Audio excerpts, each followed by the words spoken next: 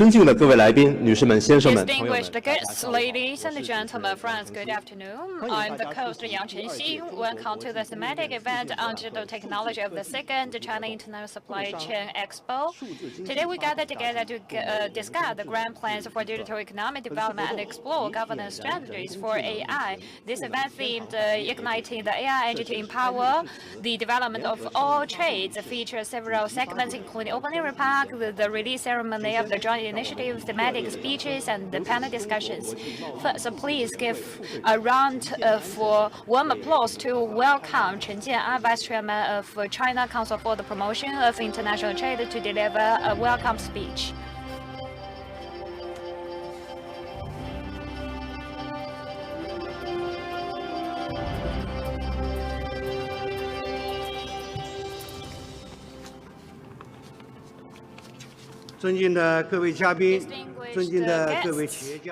Distinguished entrepreneurs, ladies and gentlemen, friends, good afternoon. It's my great pleasure to join you at the second CISCE to participate at the thematic event on digital technology. Today we are going to discuss igniting the AI engine to empower the development of all trades. We are going to carry out exchanges and discussions. Here, on behalf of the CCPIT and also the CCOIC, I would like to deliver a warm welcome to all the guests here, as well as my sincere gratitude to all the people who have long-term support us and also care for our work, especially for your strong support for the second CISE. Thank you. President Xi Jinping attached importance to the global supply chain's stable development as well as the industrial chain's development. He emphasized that China shall take practical efforts to implement industrial as well as the supply chain cooperation. On the second summit for entrepreneurs, President Xi Jinping announced a written statement saying that various countries shall promote the building of an open global supply chain to make sure the supply chain is stable and reliable. So yesterday, Premier Li Qiang visited the CCPIT to hear opinions from representatives from various countries. He also emphasized that China will further promote high standard openness, which means China will strongly promote the global industrial cooperation, building an open economic system. Yesterday morning, Mr. Yang Zhengming attended the opening ceremony of CISCE and delivered a keynote speech. He proposed 3 initiatives. He mentioned that China is willing to work with all countries around the world to deepen our cooperation for innovative development and leadership so that we can reach the sustainable development. China is willing to work with all countries to build an open economic framework, guarantee stability and also reliability of the global supply chain. Ladies and gentlemen, friends, currently digital technology has embraced rapid development with profound influence, which is unseen in the past century. And the global factors are restructuring the global pattern and the framework. They are changing the global structure here. And for the global industrial system, it has pointed out the direction for the development of global supply chain and industrial. And the digital economy has occupied 40%, over 40% of the global total GDP. The initiative for 2024 for digital development noted that the global digital economy reached 730 million USD. It has become a major engine to promote the global economic development. In recent years, China embraced strong momentum for digital development, especially in the area of AI. It has vitally employed in various sectors, for example, manufacturing. In the first 3 quarters, the software and also the ICT sector has increased by 11.3% year-on-year. The cross-border value has reached 188 million RMB. Digital economy has become one of the most important incubators to develop high-quality productive force, and it has become another new driver for economic development. The industrial and commercial sector is one of the major forces to promote digital transformation and economic transformation. In the digital sector for CISCE, SAP, Google, Meiguan, as well as other leading global enterprises focuses on AI development, as well as the basic technology development, as well as the incubation environment. They have comprehensively exhibits how AI can empower various sectors. Here, I would like to deliver my sincere welcome to all the guests here. You are very welcome to visit the exhibition. We have enterprises here, and they are going to jointly launch the joint initiative by the exhibitors of the digital technology chain. Ladies and gentlemen, friends, the CPC, the third plenary session of the 20th NPC has launched a comprehensive layout of digital economic development. It has proposed major reform initiatives to build high-quality communist market, to expand high quality and high standard opening up to the outside world. This will provide broader market development opportunities for various countries as well as their enterprises.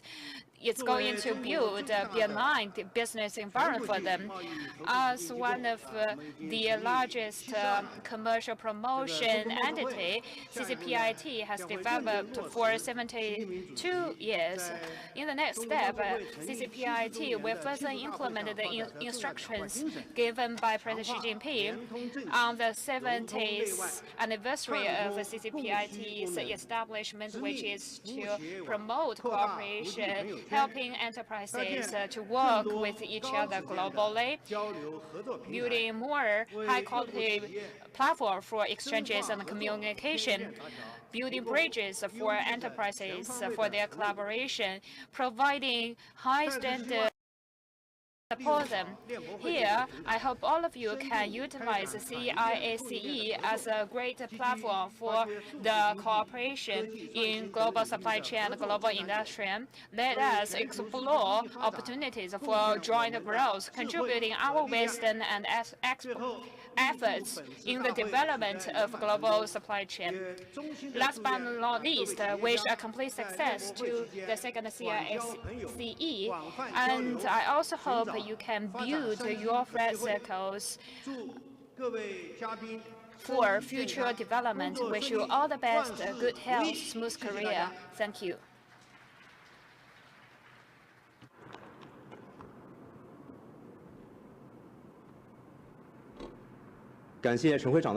Thank you, Chairman Chen, and you are very welcome to visit the digital supply chain sector to enjoy the exhibition there. So digital technology is one of the major engines to promote the development of new quality productive force.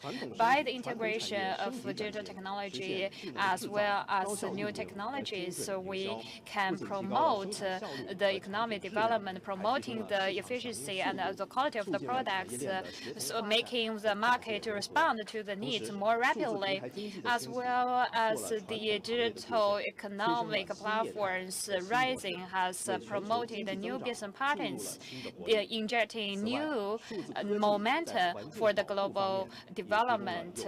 It has also provided efficient solutions for the environmental production. Today, we have joined by enterprises from the Digital Technology Chain Center. We are going to launch the joint initiative to call for global cooperation for win-win results. So the joint initiative was led by the China 神悦软件、科美时空、启迪控股、易海蓝、嘉都科技、深度数科、华南金牌、东超 Technology、星硕 Remote Imaging, as well as 18 enterprises participated in the joint initiative. Now, let's give the floor to Xie Xin, Deputy General Manager of the Beijing Institute of Architecture Design Corporation Limited.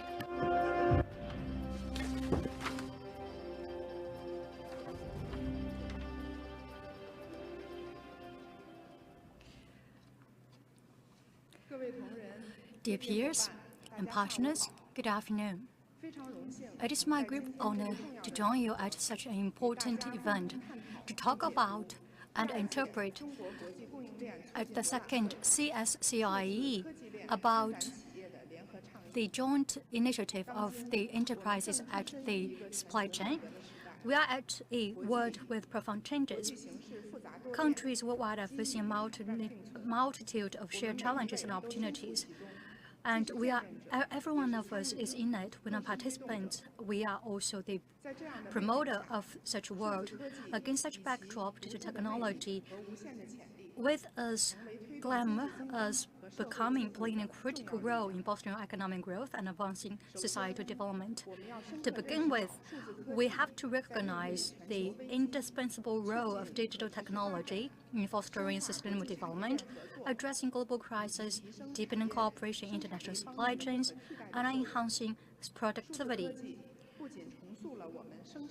Digital technology has reshaped the way of production of our life. It also has improved the distribution of resources. Therefore, the advancement of digital technology, together with the exchanges collaborations, has become a shared aspiration across countries and sectors worldwide.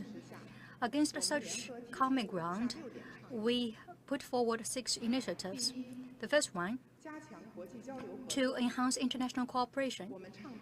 We initiated that foster technological exchanges, share best practices, and facilitate the best practices, facilitate data flow, all to accomplish the mutual progress of the digital economy.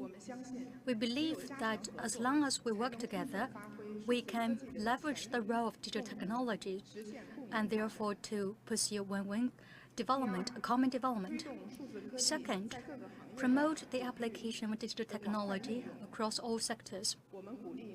We encourage different industries such as agriculture, manufacturing, and services with digital technology to achieve industry transformation and upgrading, improving productivity and competitiveness. At the same time, we are looking forward to new innovations to foster new quality productivity and generate new paths for economic growth and job opportunities, therefore fueling high-quality global economic progress. Third, promote the innovative application of artificial intelligence, encourage AI technology to empower industries, enhance the exploration and support for the AI application, and advocate its use in optimizing production processes, efficiency and service quality, promote the development of information technology, smart government, smart transportation, smart logistics, smart health, and smart education, smart culture and tourism, therefore improving resource utilization efficiency and public services capacities. Fourth, broadening the coverage and usage of global digital technology applications. We know that the digital divide will impede the development of digital economy. Therefore, we encourage the development of talents and strengthen the application of digital technology across the world. This is how we could allow more people and countries and sectors to benefit from the digital economy and digital technologies. Fifth, we advocate responsible and sustainable technological innovation. While pursuing technological advancement, we cannot neglect the basic human ethics. We advocate during the innovation, we must be responsible and sustainable in pursuing technological innovation. We must ensure that digital technology progress does not harm public trust. We have to protect the digital privacy rights and personal information security. That is how we could contribute to the society harmony and security. Six, we encourage the use of digital technology in areas such as environmental conservation, energy conservation, and resources recycling. We know that economic growth and technological innovation can go hand in hand. So through the technological progress, we could achieve more targeted ecological protection and achieve a win-win scenario for both economic growth and ecological protection. Dear colleagues and partners, these initiatives are aimed to fully our good wishes. It is also our responsibilities and missions. We believe that through implementing these initiatives, we'll be in a better position to thrive in this digital technology by leveraging our potential, using the opportunities, and cope with the challenges. Let's work together to be more open and be more pragmatic, to write a new chapter for the digital technology and digital economy. That's how we could contribute to the sustainable development of humankind. I here announce that the second CISCE joint initiative by exhibitors of the digital technology chain at the second CISCE formally officially launches. Thank you.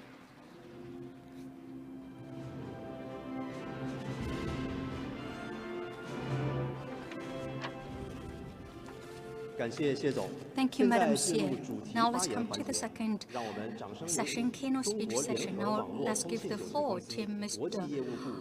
Kong Fanhua, Deputy General Manager of the International Business Department of China Unicom.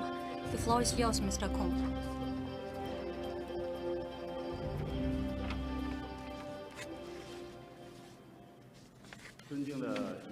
Mr. Chen, dear peers, good afternoon. It is my pleasure to join you at the second CISCE to talk to you about our core capacities and practices from China Unicom. I'm going to talk about the empowering different development of all trees through the AI development. I'm going to cover 3 parts. To begin with, I'm going to talk to you about the business capacities of China Unicom. In the world, we are saying that we are coming to the new era of the new quantum computing power. China Unicom is shouldering the responsibility to make innovations in the digital technologies. We try to serve the China's initiative to build China into the strong country in the AI. We are working very hard to build the digital infrastructure, strengthen cooperation and innovation. And we also try to introduce the digital technologies into our daily life.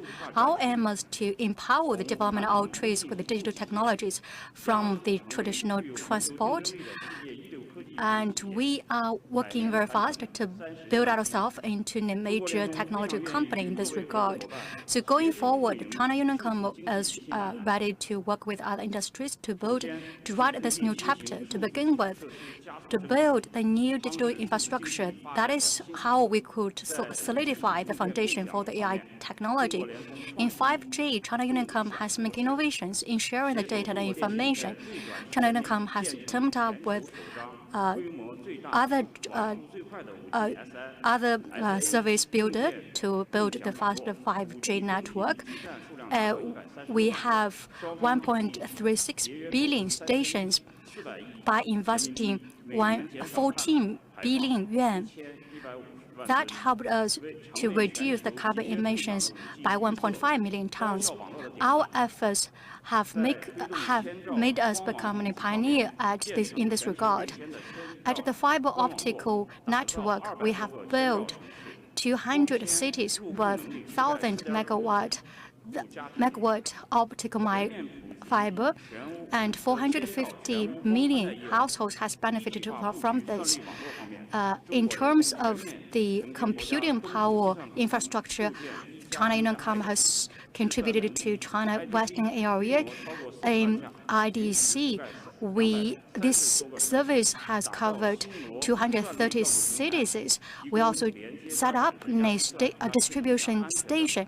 This station and platform has helped to provide integrated services to our end users. Digital technologies are very important for us to develop new industries. That's why China Unicom is working very hard to make innovations by introducing the innovations of Red Cap. We built the third-party trustworthy platform. We have set up the data processing platform, the largest one. We want to build the large language model that knows the industry very well. It's fair to say that we are building our platform with our capacities. Second, I will talk to you about the market insights and China's Unicom's presence. And in pursuing high quality of Belt and Road Initiative, the Chinese businesses are going global very quickly. We are moving away from exporting the products to exporting productivity. China has made an investment in 180 countries and territories in smart manufacturing, energy and healthcare, mining, and logistics and transport. China Unicom is also doing very well in this regard by seizing opportunities and trying to promoting the interconnectivity of the different routes. We have connected 180 countries and territories from ocean fiber.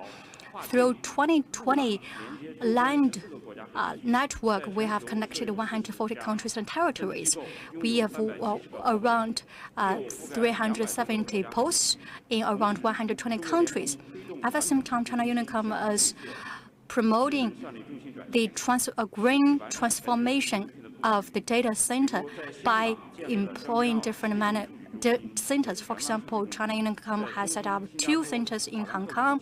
We also have a data center in Frankfurt and Tokyo and other 137 cities in other countries. With these data centers, we could provide high-quality computing services. So with the computing capacities, we also introduced a lot of products.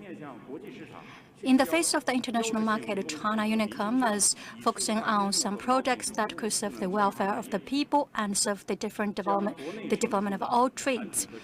By introducing the sophisticated products to other countries, that is how China Unicom could contribute its strength and wisdom to other countries. For example, China Unicom has introduced the products to Thailand.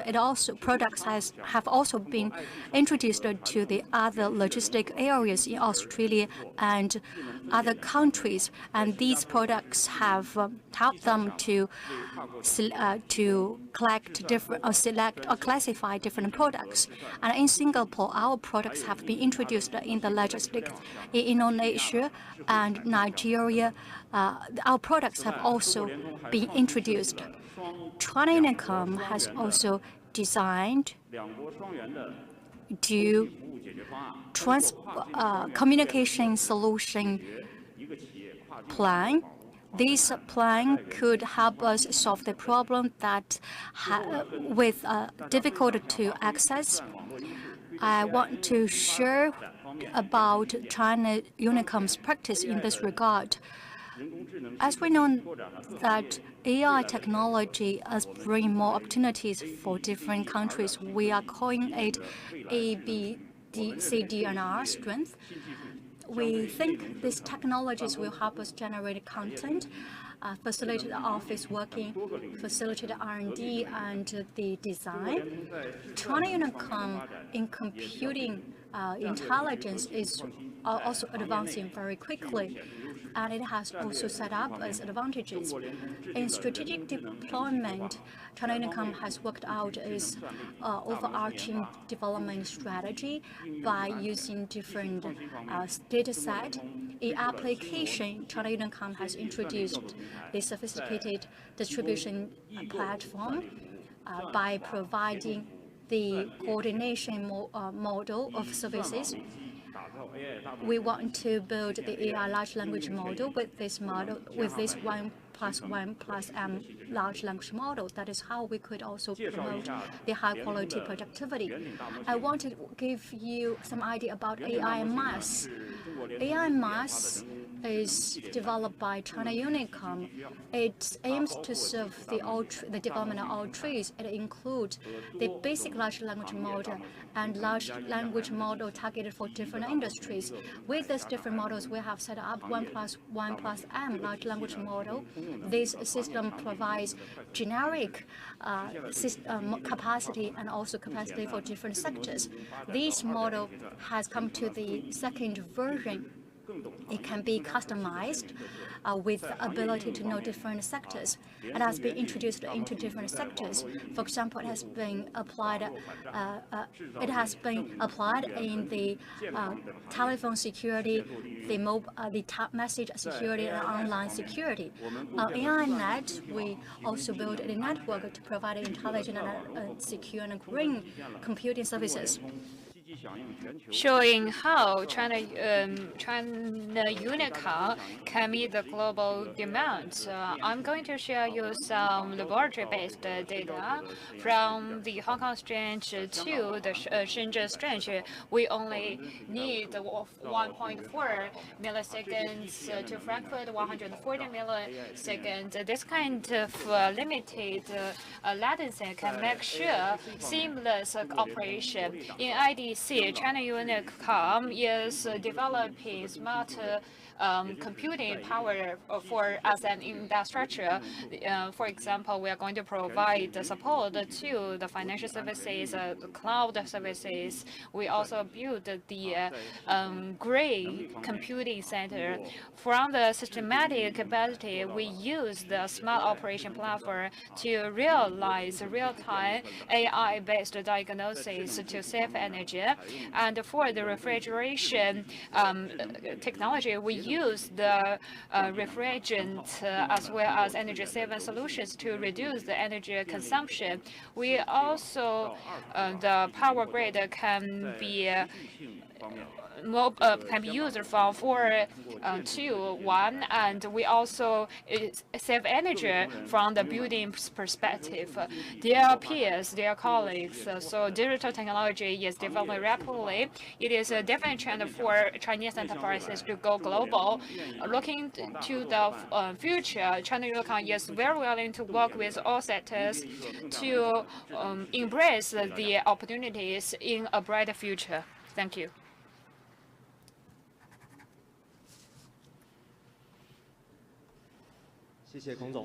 Thank you, Mr. Kong. Now, I would like to give the floor to Mr. Xu Zhenchun, Vice President of SAP Global.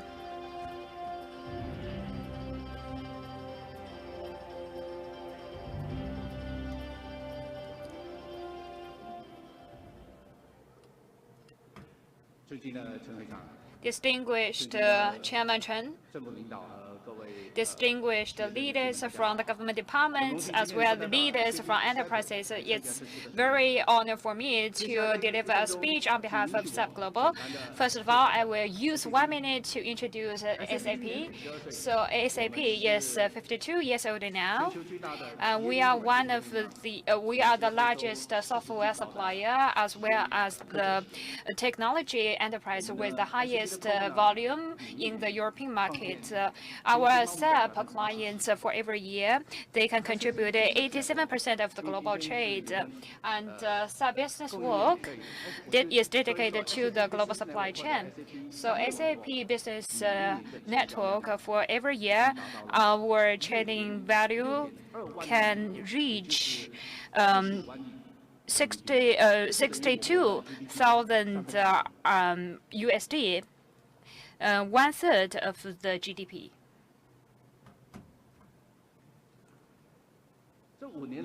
In the past 5 years, the global supply chain faced difficulties and challenges very frequently and even more frequently.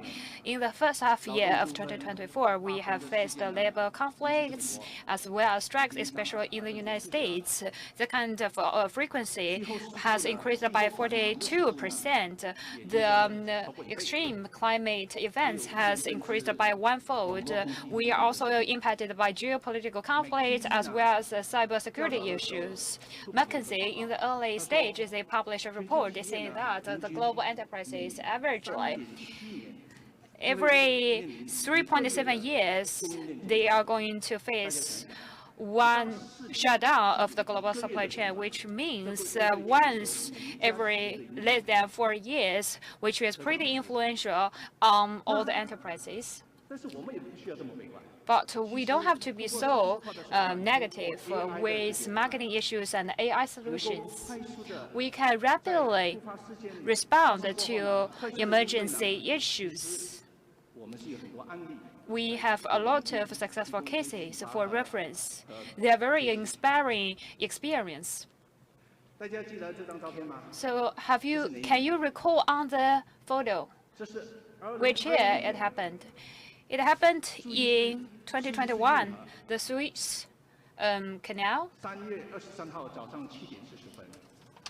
7:30 a.m., the 20th of March, Changlong ship was stranded on the beach. It's a real case. And one of the SAP partner called Project 44 was involved in the event. Project 44 is a visualization solution provider for global supply chain. It is also one of the partner for SAP Business Network. In 20 minutes after the event happened, the monitor team of Project 44 received the report. At 8:10 a.m., Project 44 and SAP Global clients actively and spontaneously received the report.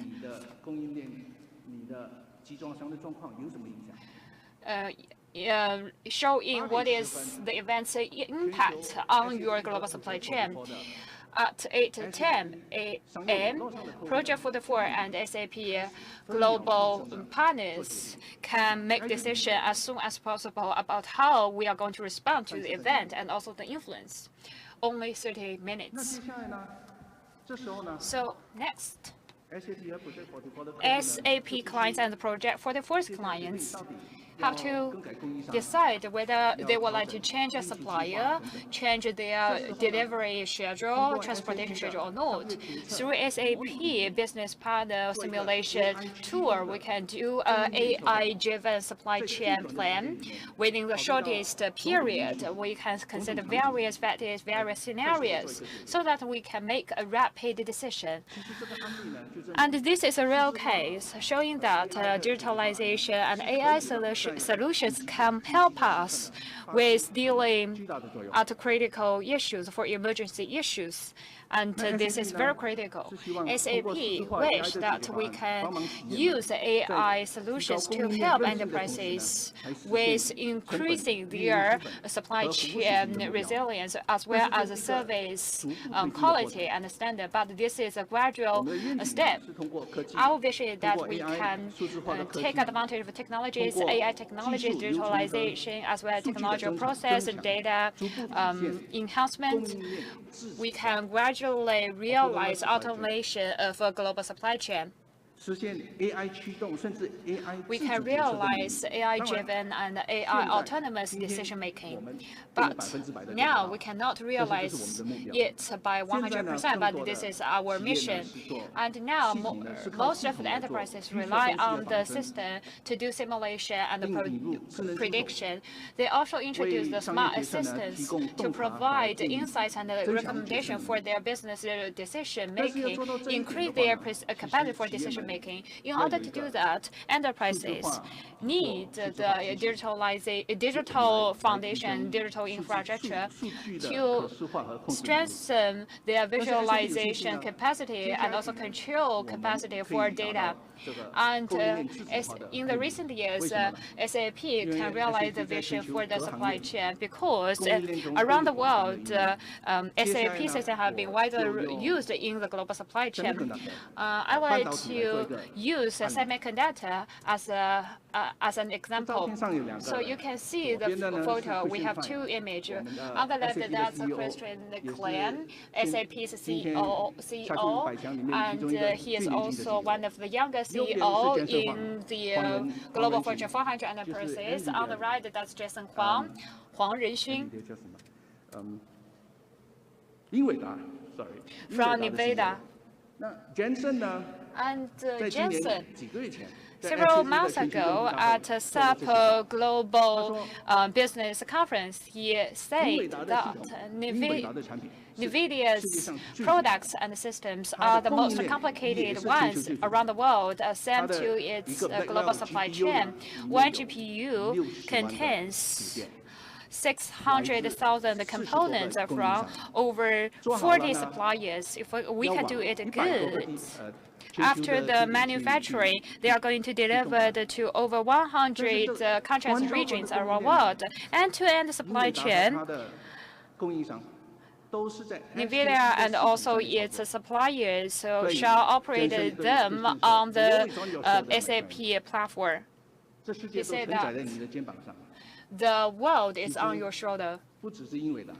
It's not only for the NVIDIA.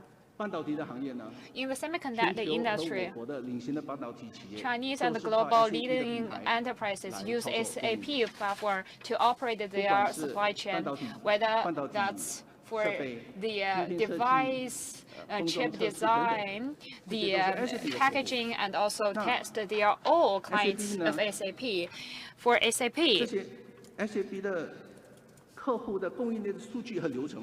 the data and also process have been integrated on SAP system. In the following years, SAP will work with our partners and clients to realize the mission of the autonomous operation for supply chain. SAP has been an AI implementer in the global supply chain, which can be widely demonstrated in our projects. In the next years, we have three directions for our R&D. First of all, we are going to use machine learning technology to realize automation. Second, we are going to use the optimization model to optimize our transportation schedule as well as production schedule. Thirdly, we are going to use generative AI. Through the implementation of generative AI, we are going to introduce a dialogue operation to increase the interaction of the system. Next, Another example here, which is a recent example showing the cooperation between SAP and SAP partner. So you all know that AMB is one of the leaders in the global semiconductor sector. And recently, SAP team has worked with the global supply chain team from AMD to discuss. Why? Because we can see the offset for the delivery date and also the transported state. Every offsetting shall be manually checked and verified by us, including over 14 elements. So through the AI solution, we can reduce 90% of the time which need to use to tackle the issues. This is a mini issue, but require great efforts and also a large amount of time. So we can use AI technology to solve them. SAP business solution is to use our data from the clients to integrate AI in our daily operation, providing smarter and also more efficient solutions for our clients, improving the resilience and the reliability of the global supply chain. Thank you so much.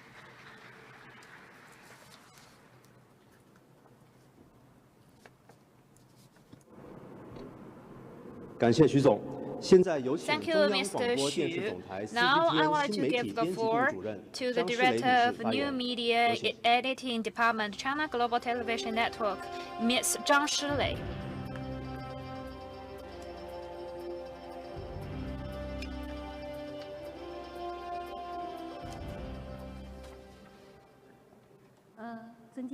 Distinguished Chairman Chen, esteemed guests and peers, good afternoon. I'm very glad to, on behalf of CGTN, to deliver and also report to you how the media sector can empower the AI. And so my topic here is to look into tomorrow from the day after tomorrow. So which means we need a long-term vision to have basic understanding about our future development. This is a video to show you how AI can empower communication. Humans have never stopped exploring the dissemination of information. Text, sound, images, videos. So not just that. Overthrow traditional thinking revolution. Intelligent full process.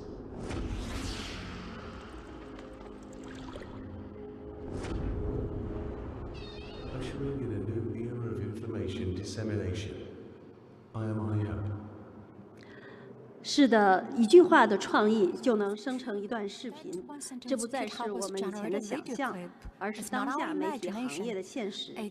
像 AI Hub 这样的工具呢，各家媒体现在都有一些类似的应用。在人工智能技术支撑和驱动之下，专业媒体与 AI 的紧密合作，多语种的视频翻译到数字分身的直播访谈，从自动化多模态内容生产到用台 generate the content from the philosophy to different areas. It's fair to say that information is challenging the boundary of the media and is shaping the future scenario of the media. From 2024, the generative AI industry has been showing the unbalanced development. For example, from North America is becoming a leader in the image, AI, video, and 3D video games and commercial intelligence. Europe and Asia are the second ones. They have developed very sophisticated industries, but they have different scenarios for application. The other regions of the world are lagging behind. So the AI introduction in different areas are different. So China has an even more diversified application for AI. I want to share with you 7 most typical scenarios. The first one is the chatbot. The Washington Post introduced as generative post products Ask Post AI. With this tool, the users could ask questions. Washington Post could provide answers and the best solution with collected information. In July 2023, CGTN New Media introduced AR, automated reality Panda, teamed with Google. This scenario has been introduced into our media scenario.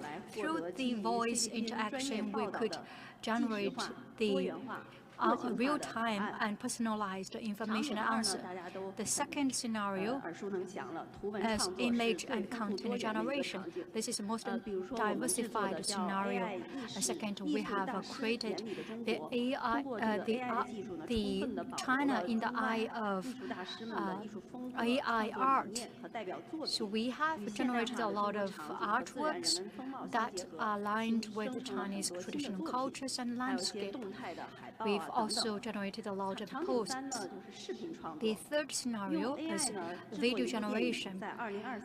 In 2023, it was imagination to generate a video with AI, but it has turned into reality in 2024. On March 26, 2024, so a video generated AI Terminator of the era was generated. This video of film was generated with AI, lasting 90 minutes.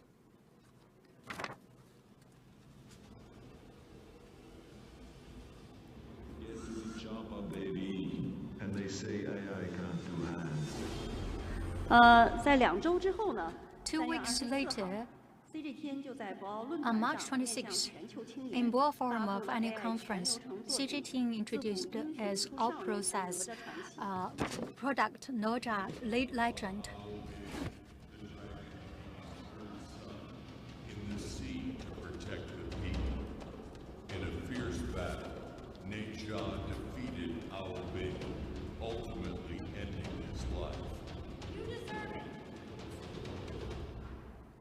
大家可以看到，我们一共使用了11 We 种 used 中外的 11 AIGC 工具，来 AIGC tools 赋能我们的 to 传播创 empower 作， our 覆盖到 communication 剧本的 generation 创作、 from 分镜 the 头的设计、 the 角色的生 generation, 成、 the 场景的 character 创作、 generation, 视 the 效的动 scenario 作生成、数字 generation, 人 and 还有音频生 visualization, 成等等。 and voice 整体风格 generation. 都致敬了中国的敦 So 煌、 it 部落 also 中的 paid 壁画 tribute 和民 to 间棉画， Dunhuang 将传统需 and 要 also 超过3个 the 月的 scroll 制作周期 of the 缩 traditional 短到 Chinese. 4天3夜。 It only took us 4 days and 4.5 days. I have inherited my body and skin from my parents. I am willing to chop bones and meat to repay them. I will pay with my own life. 但是我们说人与 AI 协同的关 But the 键呢 interaction 在于 between 人 AI and 类。 human beings AI 可以 more 提 rely 供 on 工具和 on 知 human 识， beings. 但最 AI 终的 could 决 provide 策、 a 创 support 造力 and 和情感联系 technology, 还 but 是 the 依 understanding of the 依赖 human 于 beings' 人。 feelings rely on human beings. 2周Therefore, 2024年 in 的8月呢 2024 August, 我们继续推出了第2个作 CGTN 品，也 introduced 就是 our 全面 second 升级 work, 之作， that 叫 is 自古英雄出少年之木兰 the 传奇。 Mulan 其中大家可 Legend, 以看一下这个人 as you 物 can 的 see 武打 from 动作。 here, and the animation you can see 面部 here. 的这个微表情刻画， The 还有这 micro 个嘴部的动作， expression of 都 the 比 facial 以前要 expression 更加的丝滑流畅。 is more vivid and smooth than before. 特别是用了这个最前沿的 Particularly the AI latest 的 AI 长视频10秒动作生成和格子 10 的 second AI 表情生成和情绪 facial expression generation 改变了以前较为僵 technology 化的 was 一些简单 introduced. 效果。 This 这 technology 一次呢，我们就共 has 调用 helped 了 us 18 make 种 the AI 的 facial 工具，国 expression 内 more 外的， vivid and more 训练了 smooth. 1000多个生成 We've 式的 trained 视频来做这样 1,000 一个小电影。 tools to 那 make 场景 such 4呢， video clip. 就是虚拟网 The 红。 fourth 虚拟网红 scenario 呢， is a 在 virtual 海外 influencer. Instagram 有一个非常著名的 There is 账 a 号叫 very AI famous 账号， account 最 that 近以非常 is 惊人的速度吸引了全 Cocoon 球的关注。 in 这个 Instagram. 账号是在今年7月份 This 首次发布内 account 容， was 目 introduced 前已 in 经 July 有 this 14 year. 万粉丝。 It has 这些 won 帖子的内容呢都是 AI 生 140 成 million 的，它的 fans. 技术门 All 槛 these 并不 posts 高，但 were 它的这个 generated 人 by 人工 AI. 的策划的充满了创意。 As you 那 can 么 see, all CGTN these 在这方 posts are 面也 very 有一个实 creative. 践，就是我们推出的虚 CGTN 拟 has 网 also 红 is 娜 a 娜，它是拥 practice. 有中 It 英俄多一 introduced 种 AI 语言 Nana 模型， virtual 具备 influencer. 了 AI 的实时 It 共鸣。 has the real-time simulation of the voice and video. It also attracted 1 million fans. The fifth scenario is all thematic AI news website, that is News GPT. This was introduced in March 2024. It is unbiased news website. It provides you with authentic news coverage with different technologies. It scanned the news coverage from different places of the world, and after collecting the information, it wrote the media automatically. The sixth scenario is the video translation. Economists translated the video clip from the Ukraine war into different languages, including Russia and Germany and Arab. Many mainstream media platforms have to double-check the translation before introducing them into the general public. This is also the first time that we translated the different video clips with AI. It did very well.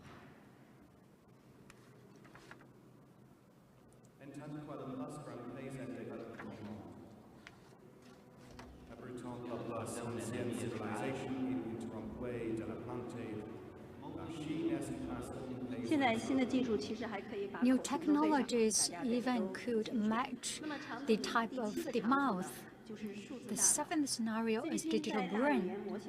On the basis of large language model, CGTN introduced a trained Confucius digital twin by feeding the data. It aimed to subject the philosophical idea of Confucius that help us to go back to the times. We also put this information due to different regions in different areas and try to collect the feedback from the different users. In July 1st, 2024, we also used different tools, including large language model and interminate another tool that is Ask Confucius. With this tool, we could interact with Confucius both online and offline.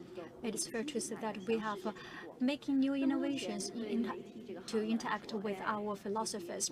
It's fair to say that while empowering different industries, we are facing a challenge that is authenticity of the information. The threshold for generating content is much lower than before. The speed is even faster before, but we are having much misinformation. So constrained by the challenges like lack of regulation of information, it has become even more difficult thing for us to regulate the information authenticity. From your left-hand side, a picture from the Christmas of the 2022, BBC Channel 4 used a deep fake to generate the Queen's dancing video. This video aimed to remind the British users to tell them to see is not to believe.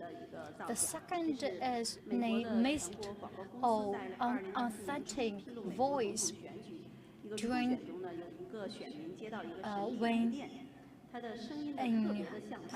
as you can see that this voice is very like the voice of Biden.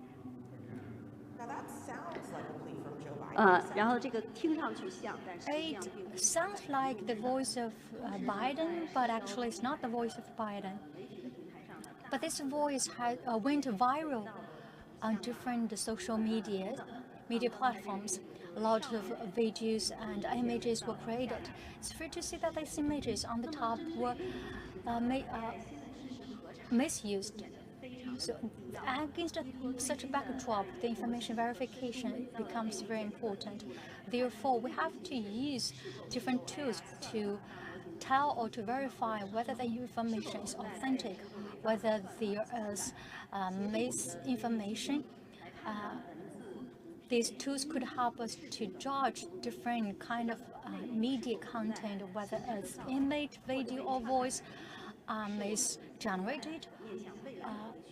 And this is one demand we are having now or in the future. This is why we are willing to work with different industries to cope with the challenges brought by AI. We are also willing to work with all tech companies and the national laboratories to cope with all the challenges and risks brought by the AI. We are also looking forward to work with the media agencies and universities to set up a network for fact-checking, double-check. We are looking forward to working together to build a secure, diversified, and clean content generation ecosystem. That is how we could maintain the authenticity and credibility of information. Last but not least, I want to show you a video clip that is generated beyond algorithm, generated by our Arabic team. This video clip wants to ask you to jump from the traditional mindset to seeing a very authentic and real and diversified world. At the same time, I also interpret it from another perspective. That is, we human beings have to stand on the top of the technology and to make it to serve the human beings. Hello. It's really thoughtful of you to ask about a world without war. Imagine a place where the sky is always clear. A world untouched by war's cruel hand, little girl. Where meadows bloom, The sun shines warmly and a gentle breeze blows. Hear laughter echoes under the sun's gentle Parks kiss. filled with the sounds of laughter. A place of peace where nothing. And art is everywhere you look. Oh, little girl, in this world so I dream, sail freely on. 这一次的人工智能热潮， The surge of AI this time, whether it can ignite the beginning or whether it could bring a new round of the time. Anyway, this new round of technology will change our tomorrow and the day after tomorrow. Thank you.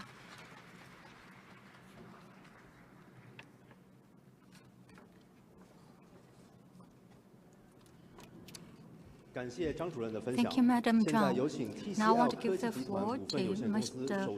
Wang Cheng, the Chief Operating Officer of TCL Technology Group Corporation. The floor is yours, Mr. Wang.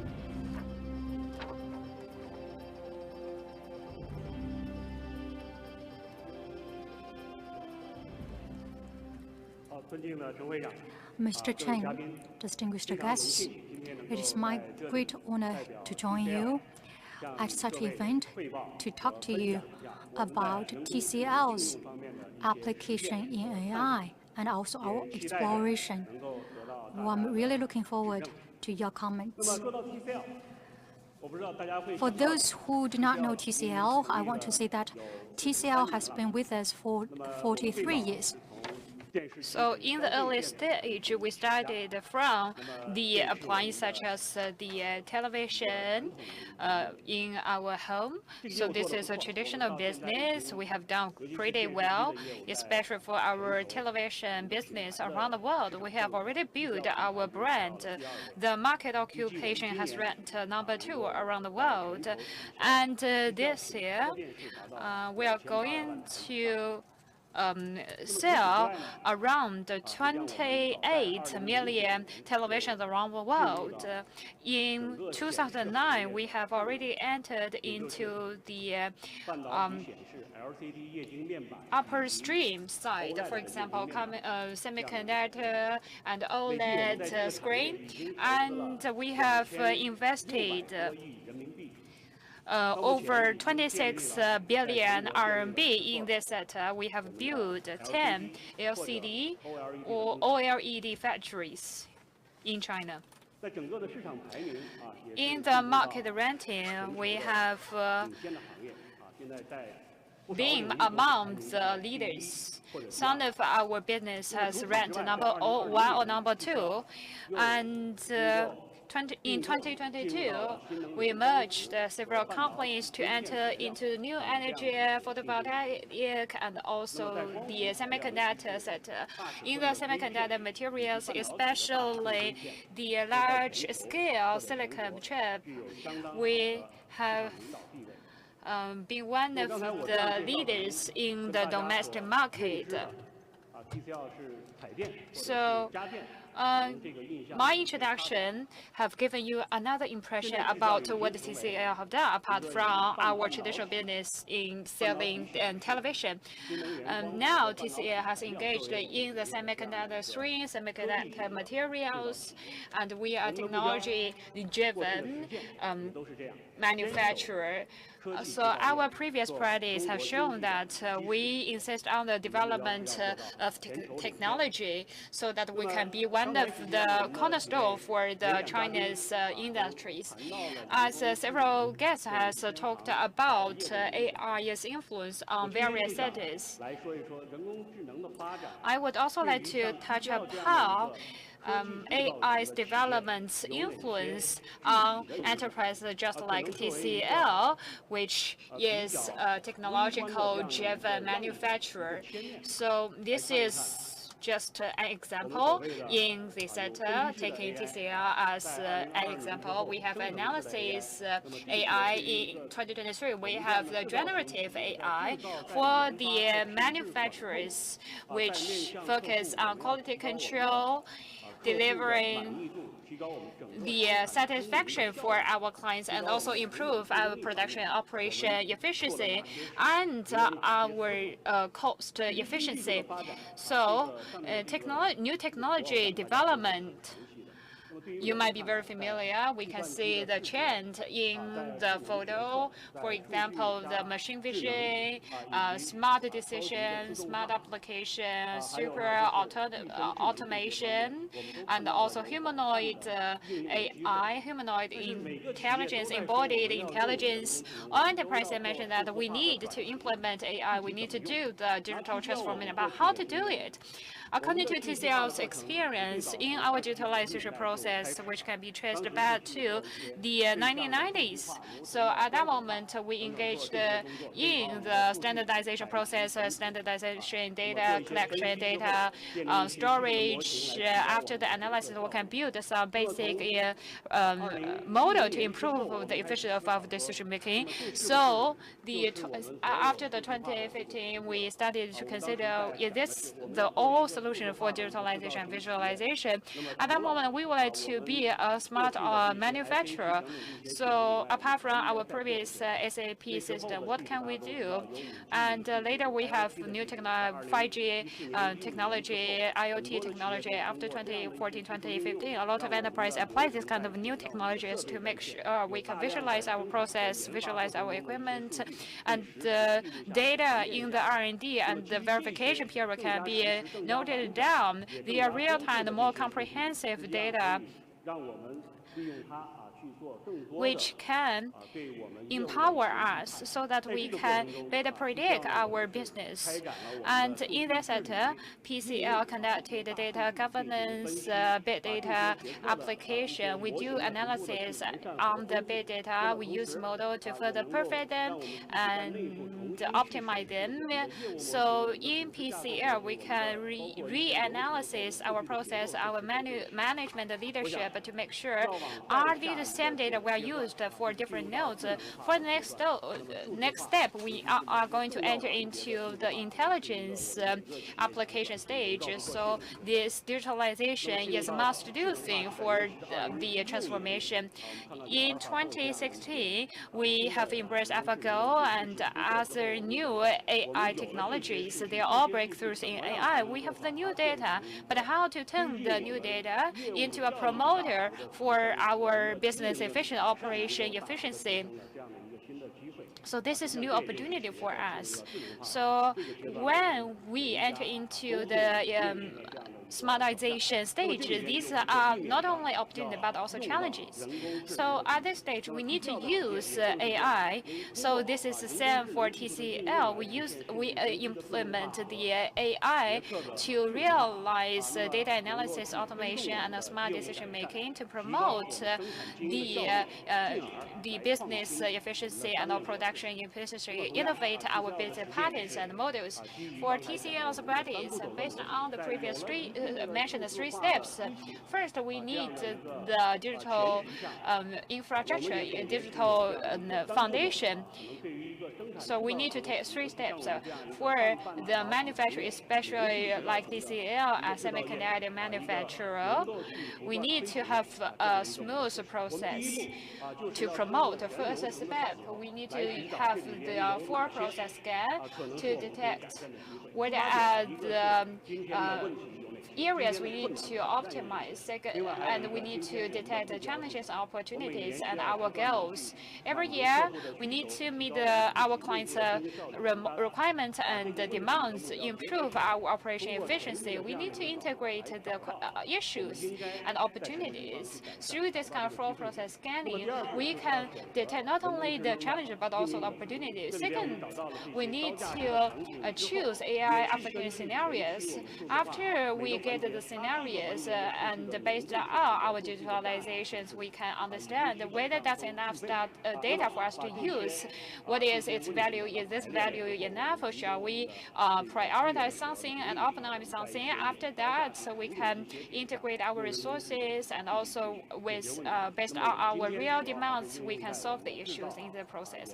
So this is mainly used in our manufacturing and R&D stage in enterprise just like TCL. Third step, we need to develop and implement solutions. The solutions are not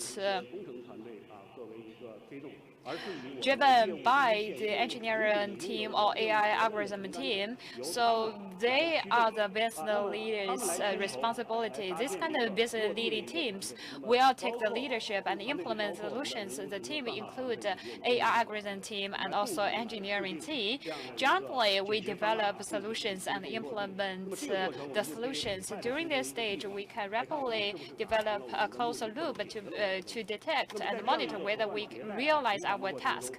And during this iteration and also circulation, AI capacity can be turned into a platform. By now, we have accumulated rich solutions.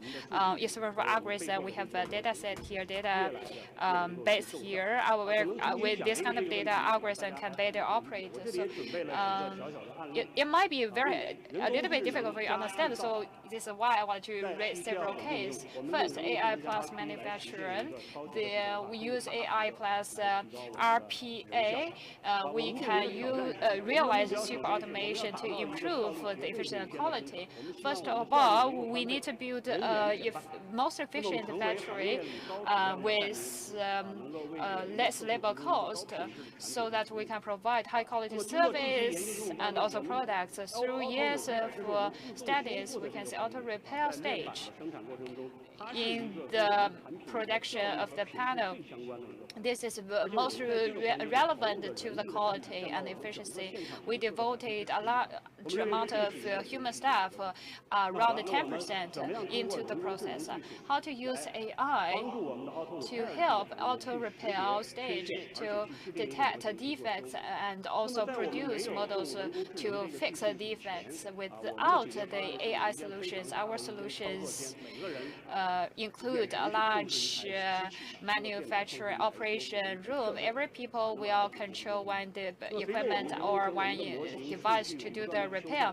With manual repairing, it's pretty costly, but through the cooperation between machine and human staff, every staff can operate about 8 device and equipment here, and the efficiency can be higher than 95%. In the future, every human staff can operate more and more device and also equipment. So in the traditional production sector, how to change its production pattern and also to improve the full factor production efficiency. Through digitalization and process digitalization, we use AI solutions and detect a scenario for the implementation of AI technologies. So apart from the production stage. We also use AI in our R&D stage. I also raised two cases here. For example, we would like to design or manufacture a new LCD screen or panel. We need to conduct over 100 array tests or experiments here. Our researchers have to devote a lot of efforts here. And in the past, we can solely rely on human researchers, but human researchers can hardly screen all the data. We can only do the trial on site to do the verification, which will lead to a waste of productivity and also a waste of the materials. Through AI solutions today, in this stage, we can reduce a lot of time here. So in the past, we need, so in 1 year, our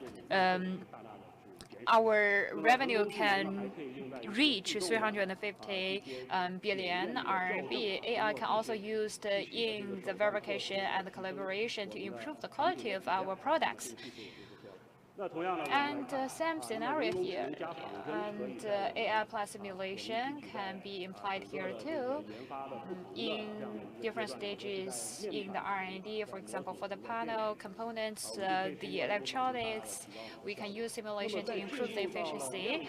So after the mass production and also verification stage, we are going to face various issues which might be related to the R&D. Issues will be exposed. So at that moment, we need to detect, to do the analysis from the theoretical perspective. So in the past, we rely on human staff too, but TCL worked with the Zhipu large model developed by Tsinghua University. In the screen perspective, we developed a large model. We collected the data from over 100 articles. We conducted a lot of studies to collect know-how, and this has been implemented in the Huaxin, and the large model is called the Xingchi large model. The capacity can reach the capacity of language analysis. It can increase the efficiency of our analysis. So on the R&D stage, the one chip might need 6 to 8 months, but now we only it can be reduced by 1 to 2 months. The direct revenue can be exceeded to 400 million. And AI application might be very easy to say, but implementation is pretty difficult. But through the cases, I can show you our achievements, but we can also see the pain points here. For example, we are lacking the data as a foundation. We also lack algorithm team. Algorithm programmers are pretty expensive. Certainly, we lack the engineering experience. We not only need the algorithm team, but also the experience and know-how so that we can develop a process and a standard for how to do it. Fourthly, we are not very clear about the implemented application scenarios. We don't know how it can implement or how it can imply in the specific scenario. But through our previous experience, we develop our solution. First of all, we need to continue to promote the data governance to perfect our infrastructure. Secondly, we need to find the scenarios which require large amount of data with a high commercial value. Thirdly, we need to develop algorithm IT team to increase our engineering capacity, and also we integrate experience for the management of the semiconductor factory, which is verified by MIT. It's called the 德创东智. This model could help us coordinate the different upstream and downstream and implement into reality. We also have the business. This technology is driven by the business department leaders instead of a technology. That's how we could generate benefits from the application. It has been applied in the product design, the quality test, and automatic automation. A smart factory has taken shape driven by the technologies. This technology could help us better generate, collect data. Going forward, we are looking forward to more applications of AI, including the generative AI and a new quality or productivity AI. These are all the areas we are focusing on. We are looking forward to introducing more products to you in the near future. Let's work together to embrace the AI era to ignite China's manufacturing future. Thank you.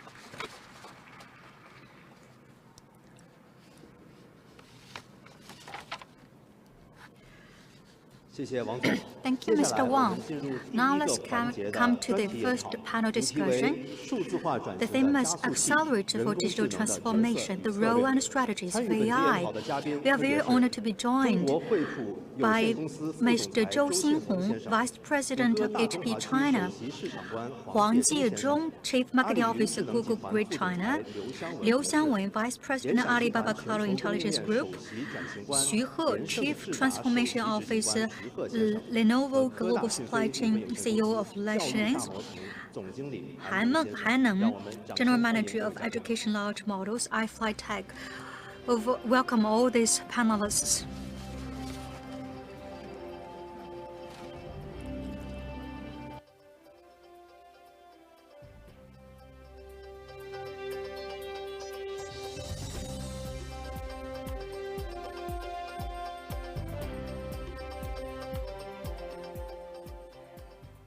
Thank you all the panelists to join us at this panel discussion. We're talking about AI transformation, the role of and strategy of AI.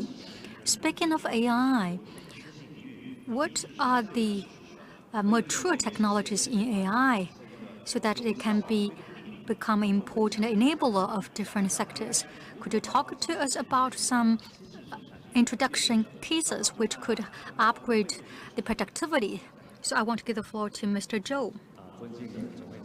Mr. Chen, distinguished guests, I'm Zhou Xinhong from HP China. It is really my honor to represent HP to talk to you about our exploration in AI. Exactly the same time last year, the vertical development of AI was at its infancy stage.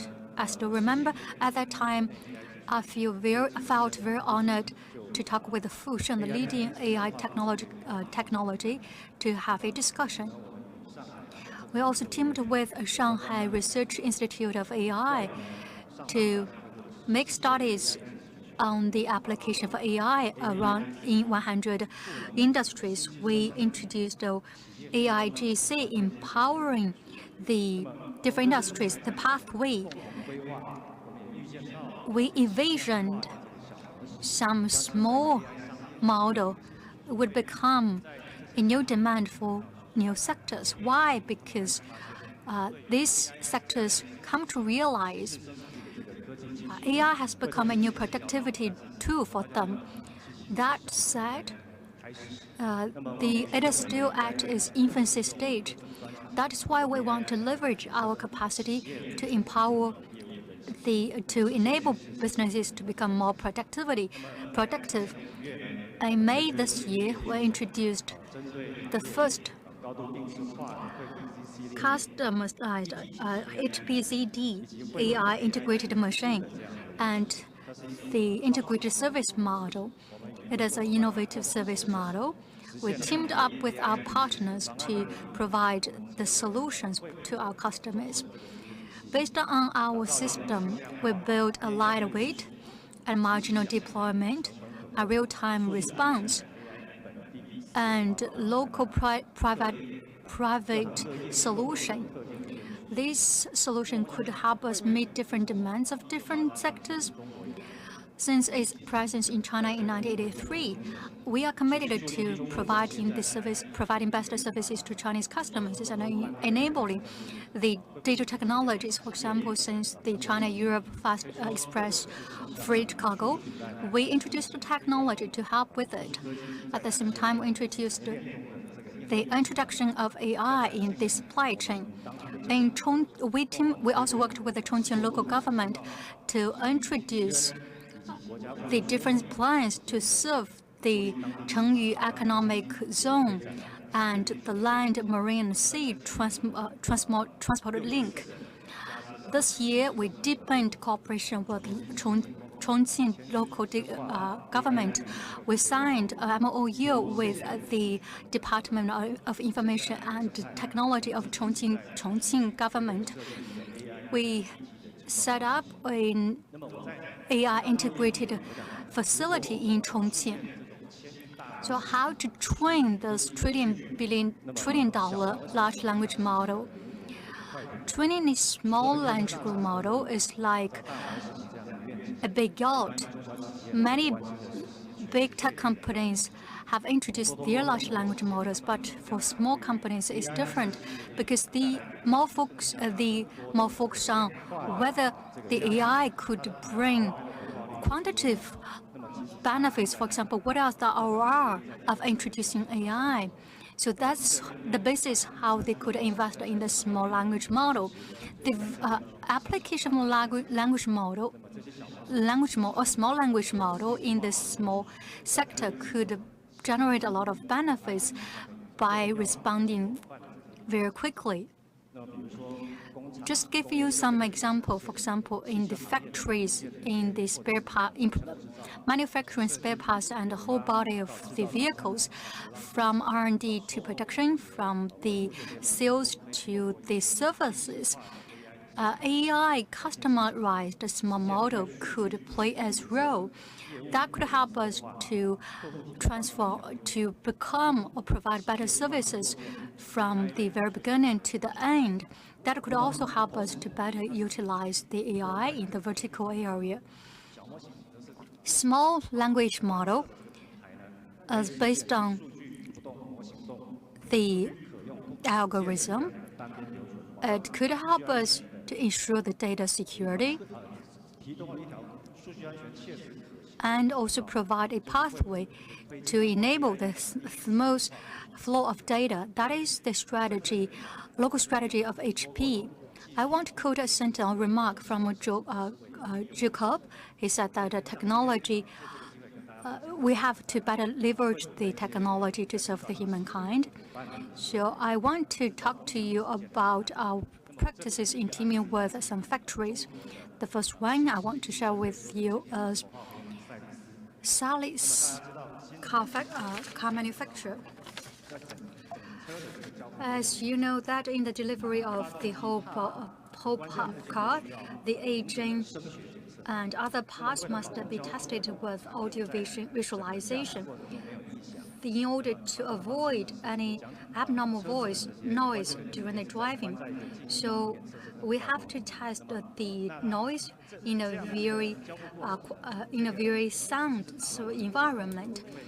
This test will have very negative impact on the production of the sound. But the traditional testing method requires a professional who sits there to listen to the voice of the vehicle.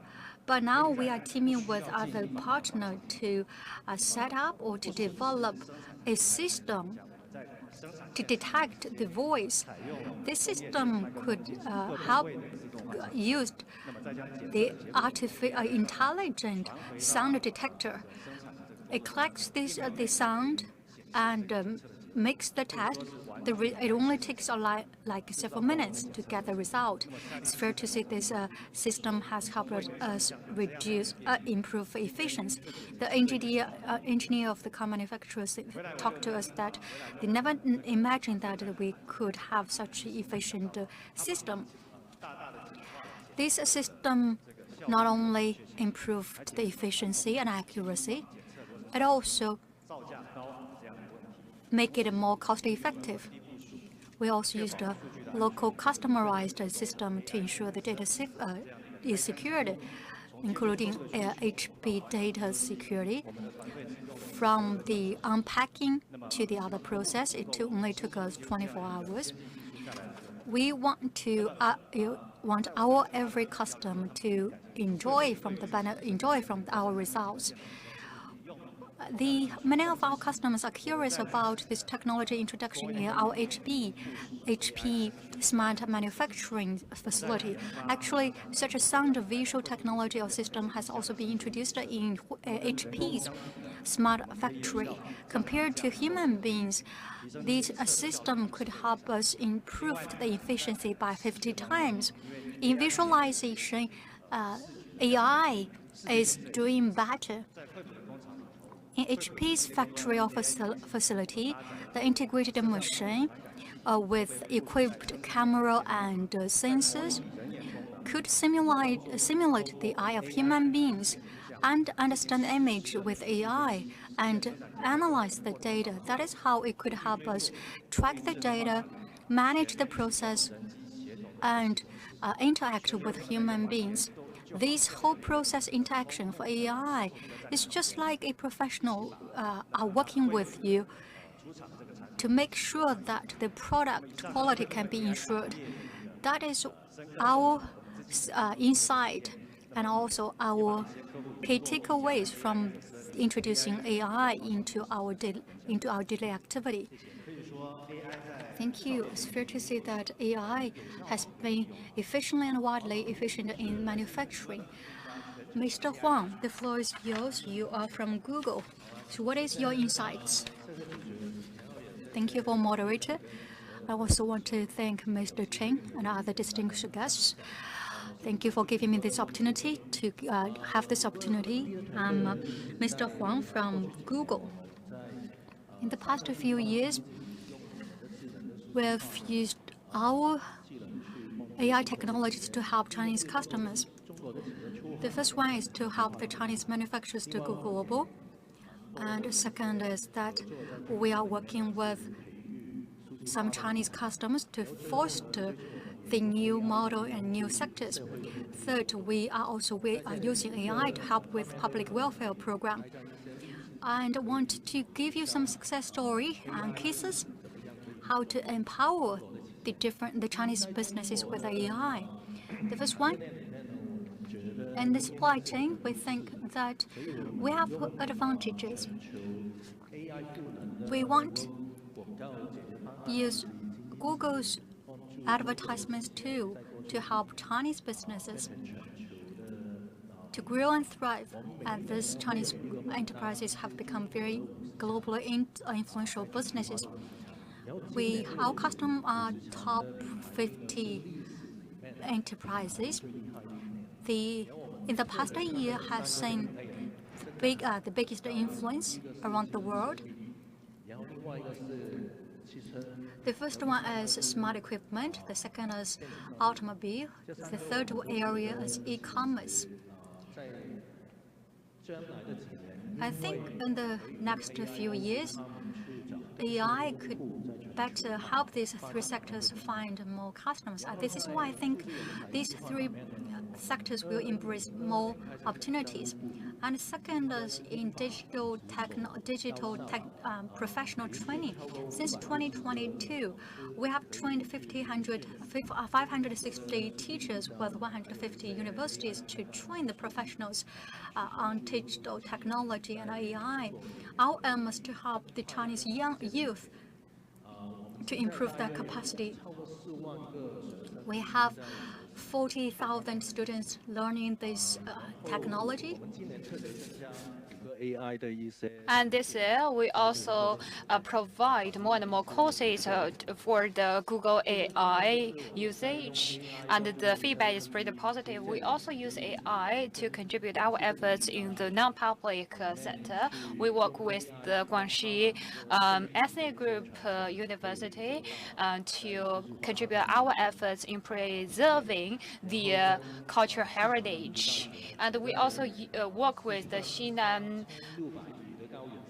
Ethnic Group University to explore how to improve the livelihood of the local people in the Sichuan Plateau.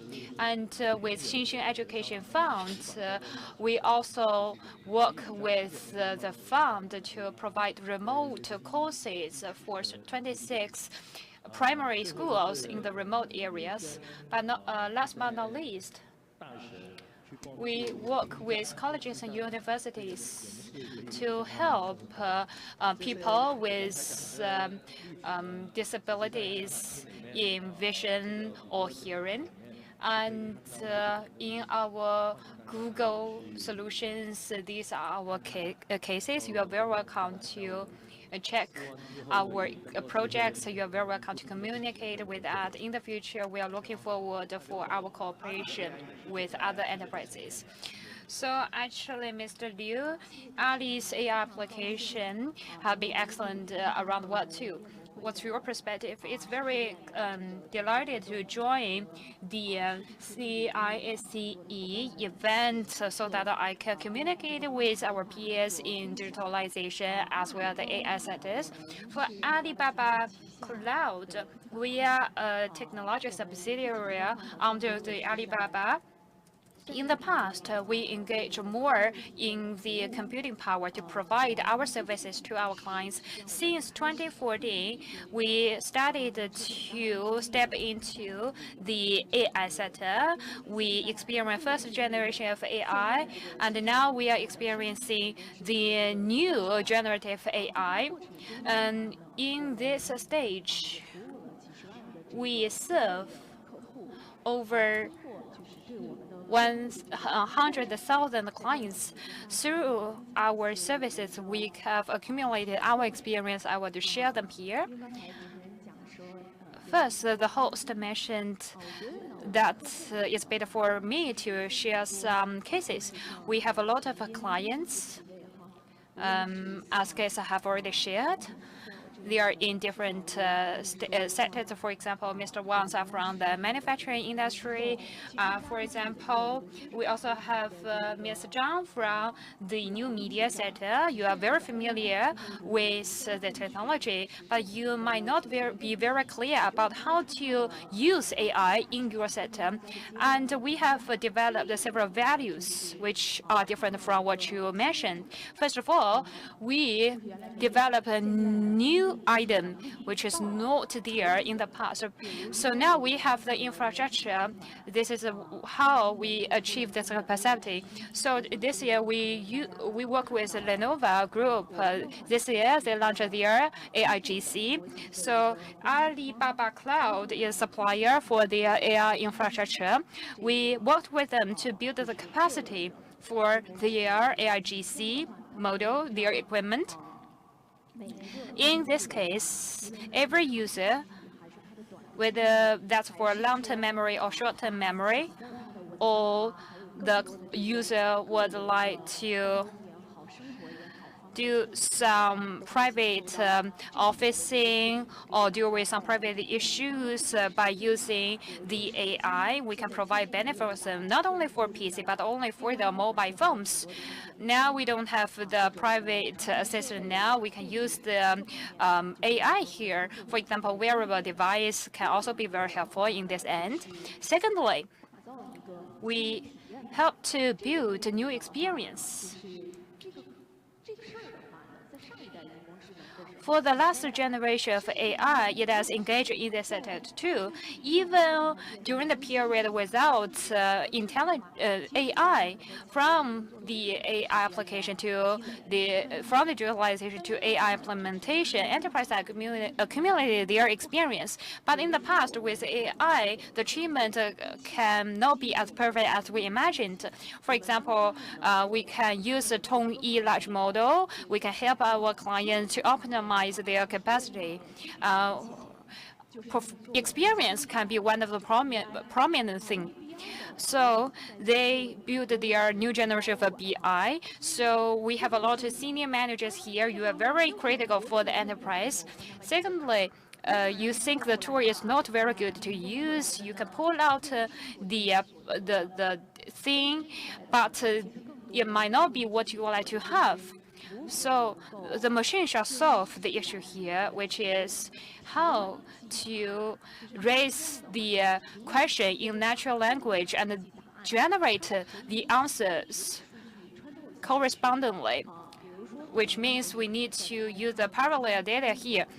For example, the management and operation, we use the system, we use the BI system to raise our questions, to check the data, even checking the production line, the after-sales service, and so on. The accuracy here is around over 92%, and the accuracy is continuously being improved.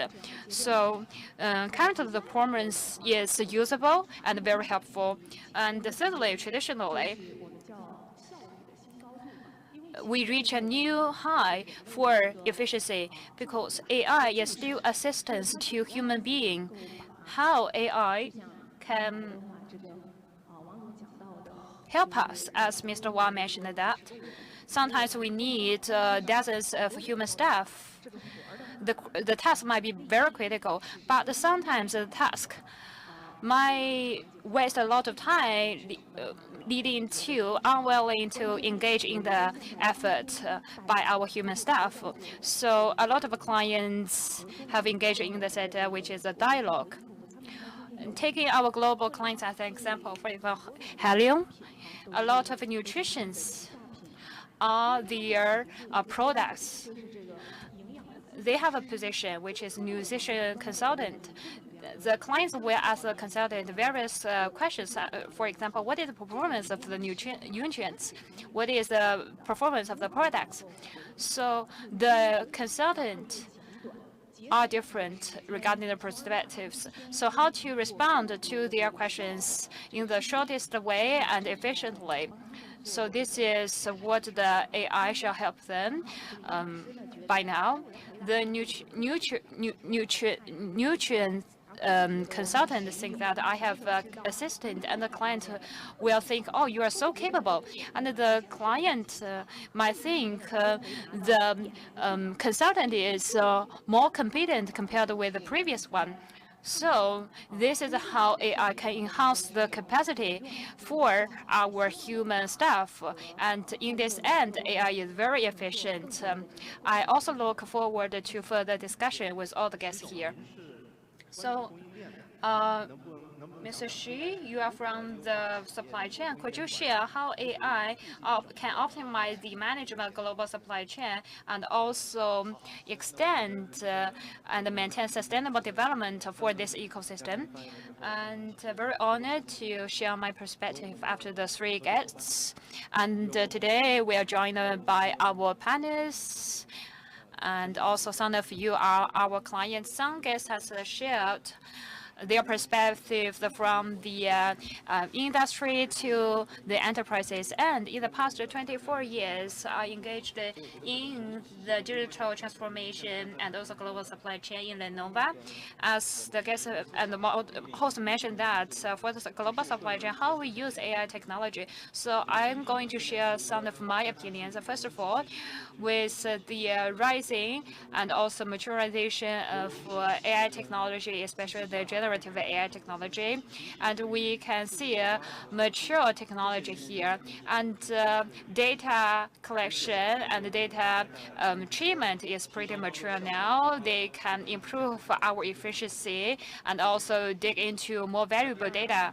Secondly, in the machine vision perspective, our guests have shared a lot of valuable insights, and it has been implemented in our industry. For the global supply chain management, the implementation scenario will be broader, bringing more and more value. For example, the automation technology from the factory to the enterprises, equipment and human being interaction, and also for miners, for mining sector, automated driving. There are different settings which might need some operation under dangerous scenarios. So this is a critical area AI can step in. And we can see the maturization of the technology here. And secondly, the neural network optimization. For example, taking Lenovo and HP as an example, or automotive sector as an example, for this kind of manufacturing sector, we need to screen the issues here. We have different demands from different clients, and the components, the parts are different too. In the past, we faced some challenges. First of all, how to solve them? We need a very experienced staff to solve them, and at that moment, we lack the know-how to treat these kind of technical issues. But now, through the neural network, it can provide more efficient insights and solutions. This is the benefits of the implementation of the technology. So in the Lenovo's practice, as well as other enterprise practices, we did apply this kind of technology, bringing great values.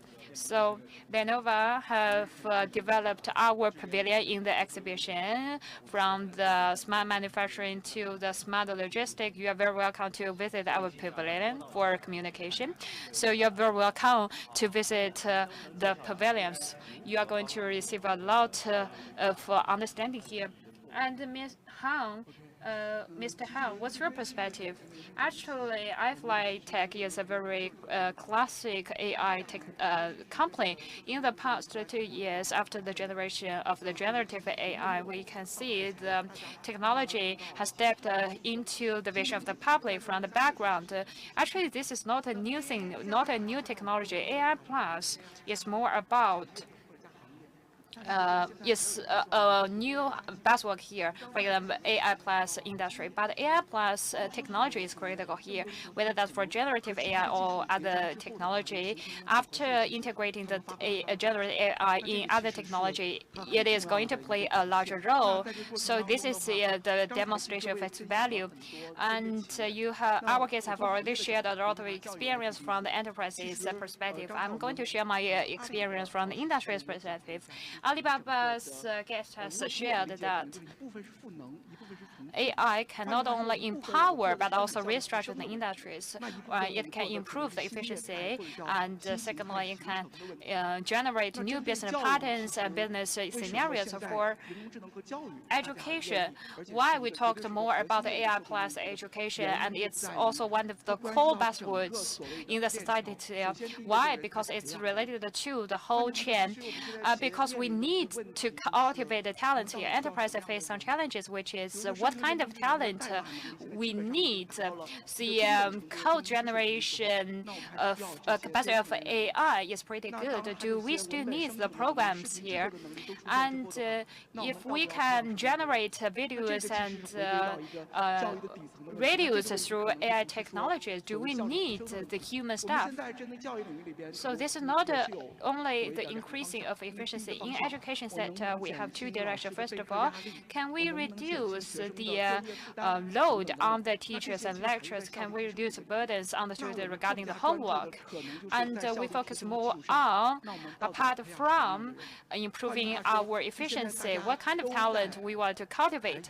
And we talked about one thing very often. After the generation of the generative AI, what is the start point for our innovation? Is that studying or learning?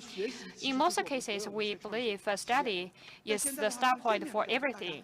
But by now, we think whether that's a graduate issue, is that only about raising questions?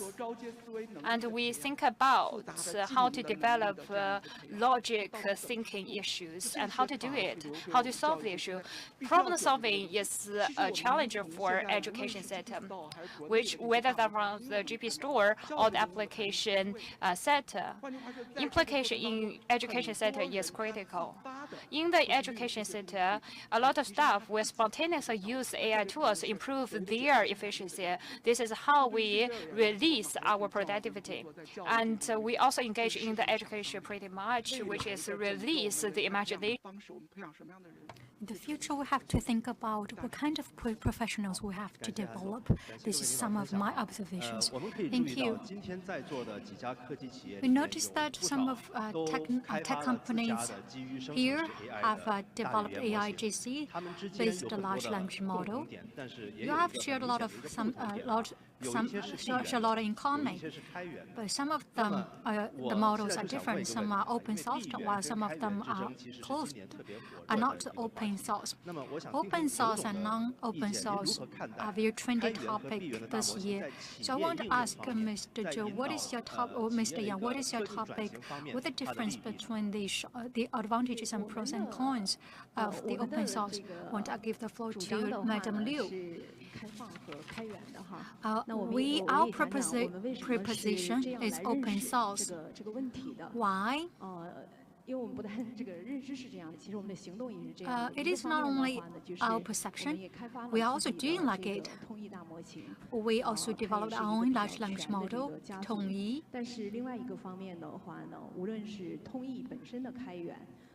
This model is open source. At the same time, we are creating open source community in China. We are doing everything we can to create such an ecosystem.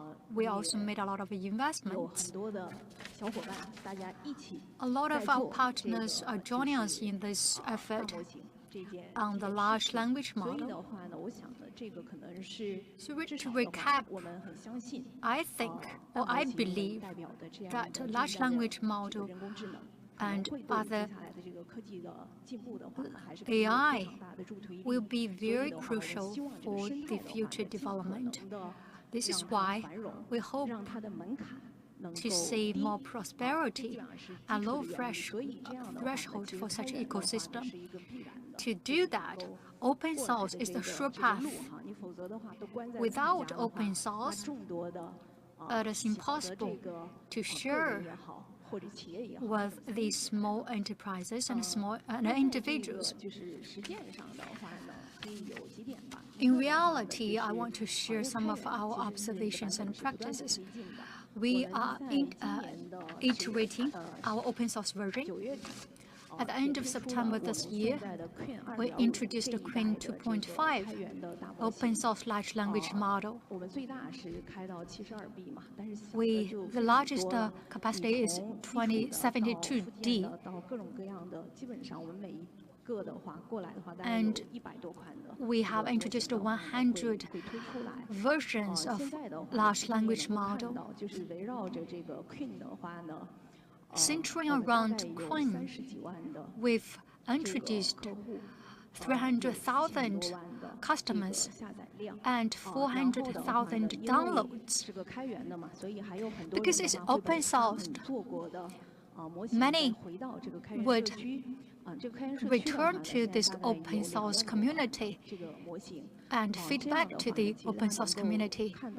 This is why this open source community or ecosystem is well established. It is better than the commercialized model. The speed is much faster than the commercialized version of a large language model. Second, Ali itself has its own open source version. On top of the model level, many enterprises, including many manufacturers, media companies, and players from other sectors, are teaming up with us to develop different kinds of large language models. Because we are on the same page, we are thinking that AI is driven by business instead of driven by engineers. This is our common ground. Therefore, we have to establish the AI platform. This is why we introduced a link or network platform. Because with this network or platform, the value of open source can be recognized. We welcome every individual and every enterprise become one of our players in this ecosystem and in this community. Whether you are a company from autonomous driving, from media, you are most welcome to join us in this community by using the information we are sharing on this platform and on this ecosystem. That could help us the different players in the industrial chain to pursue their goal. That is how we could achieve the goal of open source. Open source could help us provide more value or more freedom and flexibility to upstream customers and individuals. And second, like our colleague from Xunfei, iFlyTech, said, the technology is not only driven by demands or needs, it's also driven by a lot of educationists. They still need resources to learn more about the large language model. This is why we are building a large language model community, MODA. Thanks to the supported efforts from different players, there are 7 million users every day. And on this platform, different users are making different kind of innovations. Some of these models might have commercial value, while some of them do not have. But anyway, they are working all together to try to leverage or to provide some value to the industry. So from the singular large language model or the adoption of the large language model or from the perspective of our learners, I believe that having disagreement is nothing we have to fear. Instead, we have to work together to create all values for all. Okay, Mr. Huang, do you think there is a compromise that we can achieve the target? Okay, I will build on what Madam Liu said. In the same year, in this 2024, we introduced our large language model. I want to show you something. Open source is open source in the era of large language model. So it is different from the open source of the code, because in the past it's less reliant on the data. But now large language model is more reliant on data. Therefore, the weight and the examples can be shared, but the training data set cannot be open sourced, because that requires really high requirements. In the past, if we wanted to use the open source code to integrate our products, but now things are different because large language model can be applied in different sectors. Since it can be used in different sectors, there will be a lot of issues, including ethical issues and technological barriers. This is why there has a strong debate about open source and closed source. Discussion or debate is a good thing, but in reality, how can we turn them into reality is another thing. We have the ecosystem, we have the training data set, but in the future, if we want to turn them into product, we have to think about the combination. A lot of companies are not capable of doing the basic language model. Instead, they have to focus on the professional language model, for example, language model in education. This model focused on enhancing the learning capacity and intelligence. And the second, that adjustments have to be made in order to adjust to different needs. The so-called large language models solution in the future must be based on open source and closed source. It not only focus on this generative AI, it also builds on many other technologies. Today we are talking about igniting the engines of AI. But what is the core about ignition? I think the core is at the introduction of technologies. Thank you. Back to digital transformation. Such digital transformation is not only about technology, it's also about culture and traditions, mindset change. How does a company change its decision-making, the traditional mindset, in order to adapt it to the AI-driven work style? So what is your intake, Mr. Zhou? The floor is yours, Mr. Zhou. I want to put that into perspective. HP has 60 years in the voice and vision. Poly is a combination of the two different companies, Poly and Bentley. These two companies are leaders in audio and visual.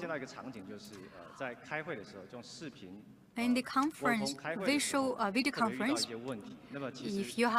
if you encounter some problems, actually these problems have been solved by HP several decades ago. For example, a virtual meeting, 6 speakers are talking at the same time. The 6 speakers will be on the screen at the same time, but you couldn't tell who is the speaker. Our camera will focus on or zoom in on the speaker. You do not need to worry about the missing of the speaker. So during the conference, if someone calls you, we can set another scenario. Within one angle, if you are picking up your call, we want to screen out the voice of picking up the phone. And second, in the scenario of multiple communication, there will be different voices. For example, the voice of the tapping, the dashboard, and also the dog barking, etc. We are collecting or classifying different sounds in order to screen out those unused information of voice. I know many companies need this technology very much during the virtual conference. This is why we are very honored to work with one of the 4 biggest commercial banks to introduce a virtual conference. Why? Because this commercial bank encountered one difficulty, that is when during the virtual conference, some of the voice from some speakers might be missed. So we are helping with this commercial bank to introduce new voice recognition system. This system builds a private cloud for the virtual conference. In the public cloud, like Tencent Conference Room and Ding, Microsoft Teams and Zoom, we are combining the private cloud and open and public cloud and deploying different technologies with different technologies. I know that you might feel that in first hand because you've participated in a lot of virtual conferences. Okay, Mr. Huang, I want to ask you, during the digital transformation, how do you balance the current business with the transformation? Do you have some success story to tackle to us, or some products you have introduced? So I can use Google Going Global initiative as example. In overseas regions, 60% online clients would like to have independent flagship store to buy stuff. So a lot of Chinese entrepreneurs use the system not only for the advertisement, but also for one-stop solution, which means the website, the advertisement, the supply chain, everything can be integrated into one platform. This is called one-stop. And in Xiamen, we develop an ongoing global accelerator center. We aim to build a one-stop system, building the independent platform ecosystem. We need to integrate the various solutions. So this is a good example here. Mr. Xi, you mentioned a lot of experience for the implementation of AI from the Lenovo's perspective. In your opinion, for these trial projects, how to define whether the project is successful or not, whether that's from the commercial value, the technological practice, or the social influence? From our practical experience, we prioritize social values. Correction, the social values as well as the institutional values. Why? As I mentioned, in the past 2 decades, we continuously initiate the digital transformation in the Lenovo global supply chain. From 2016 to 2017, a lot of the new technology, for example, the big data, deep learning, machine learning, API, they are pretty mature technologies, but why we can see in enterprises the performance might be beyond our expectation about the implementation of AI, because we have been up and down too. Because when we start to engage in something, we prioritize the commercial value, RNI, whether what is the return of the investment, and the efficiency to release the resources. So technology is critical here. If we don't consider the implementation in the framework, then it's going to a little bit waste of efforts, and our staff might be against the implementation there. So we continuously adjust our solutions and the strategies. First, we consult with the staff how to implement AI, whether we would like to use it as a tool to empower us, or we would like to replace our human staff by using the technologies. If we were to replace our human staff, it's very difficult for us to implement AI. We need to prioritize the ethics, and then the technological value, and then the commercial value. Ms. Zhou? From the history of development of enterprise, AI history played an important role in the industry. AI is not simply an assistant or tool. In the industry or an enterprise, we need to detect the nature of the industry, which parts shall be optimized or deepened or empowered, how to solve the issues encountered by our clients or the enterprises. What kind of solution can we use to streamline and also improve the efficiency here, to optimize the business operation, reduce the operation cost, and reach out to more and more clients. So this is the core for new content productive force. So I look forward to working with our partners to use new technologies, AI technologies, to upgrade our products, providing higher quality services and products to our clients. This is a demonstration of new quality productive force. So hereby I conclude the first panel discussion. Thank you all the panelists here.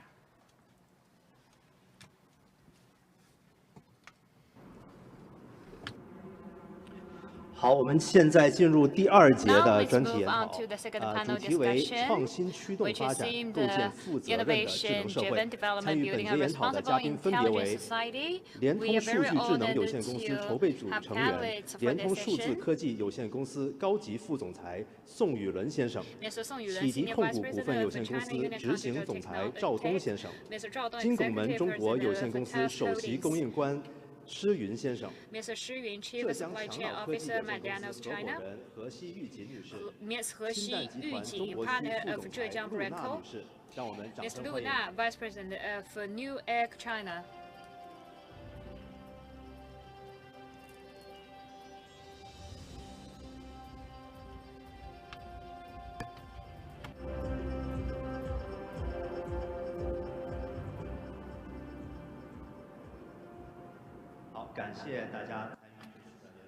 Thank you for your participation.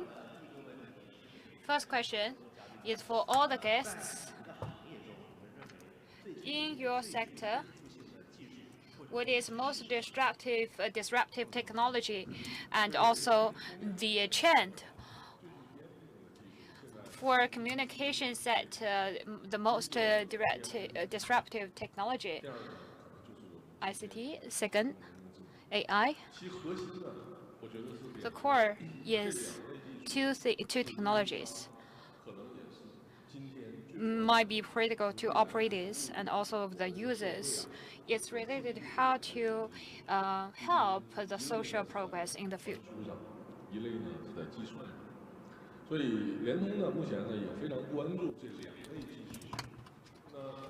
So AI is very critical here. First of all, we divided the business into networked business and the data network, and the network service is more about communication, and the second is more about data.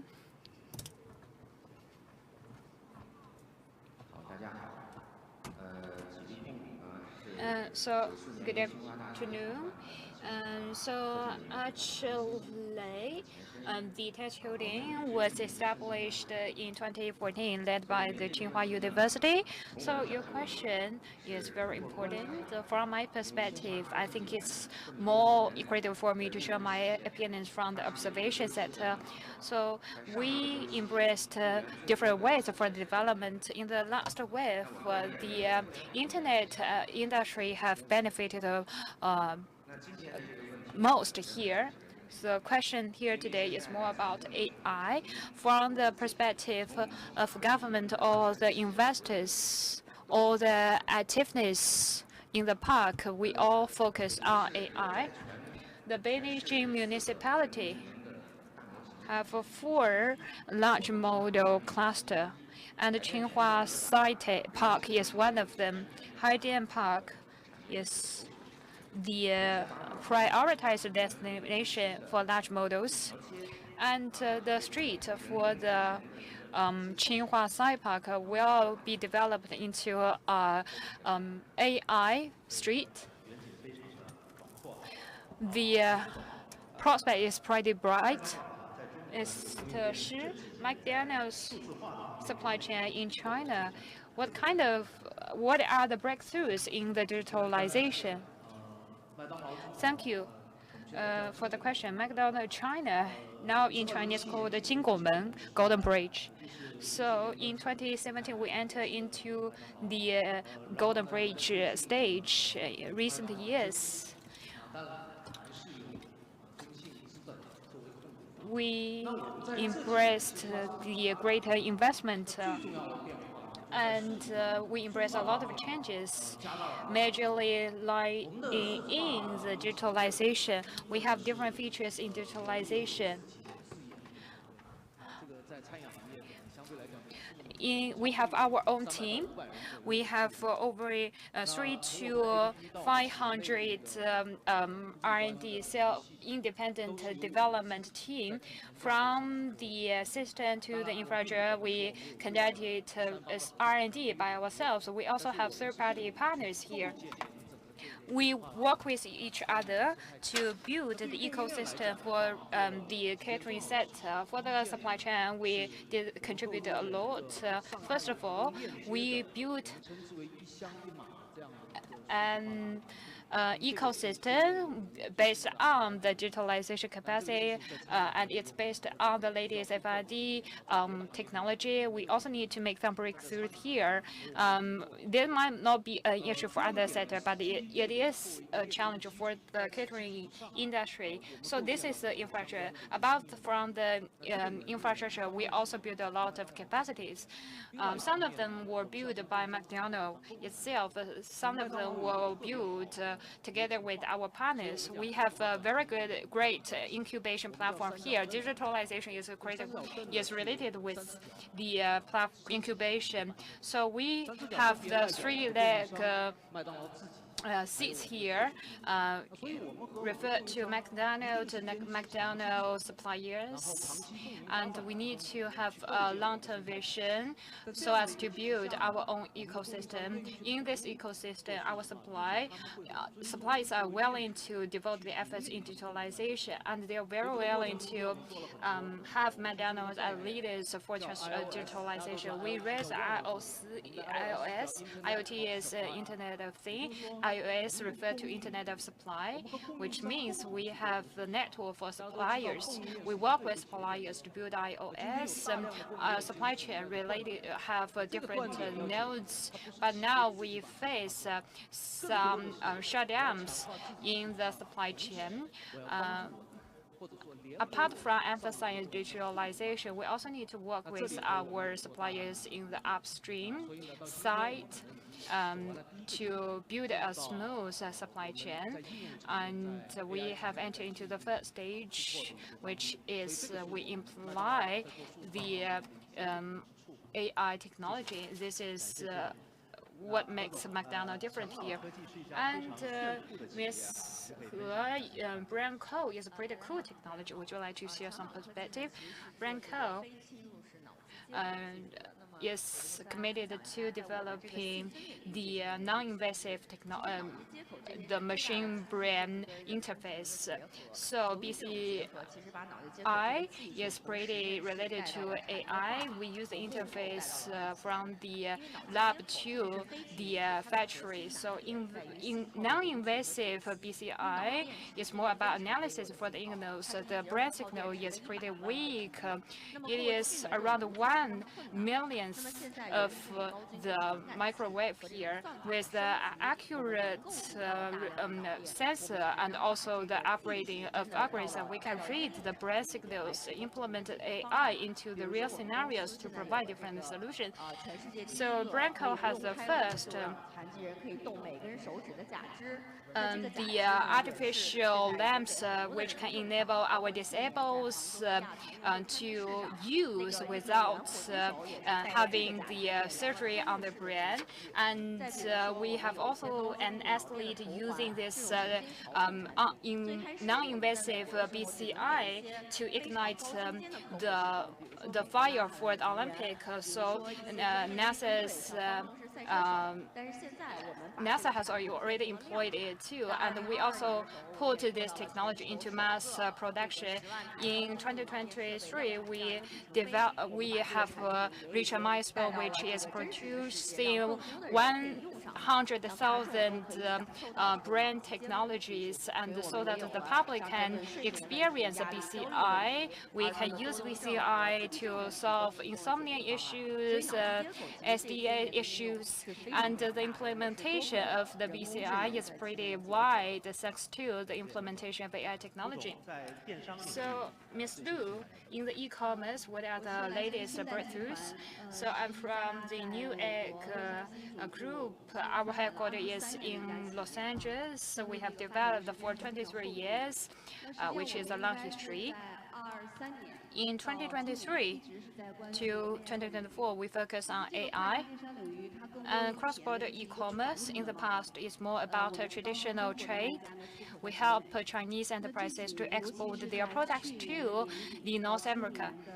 From the end of last year to this year, 2024, in the real operation, we are conducting the digital transformation too. We focus on the American computing power platform and the digitalization tools and platform too. We embrace the changes, and we realize AI listing.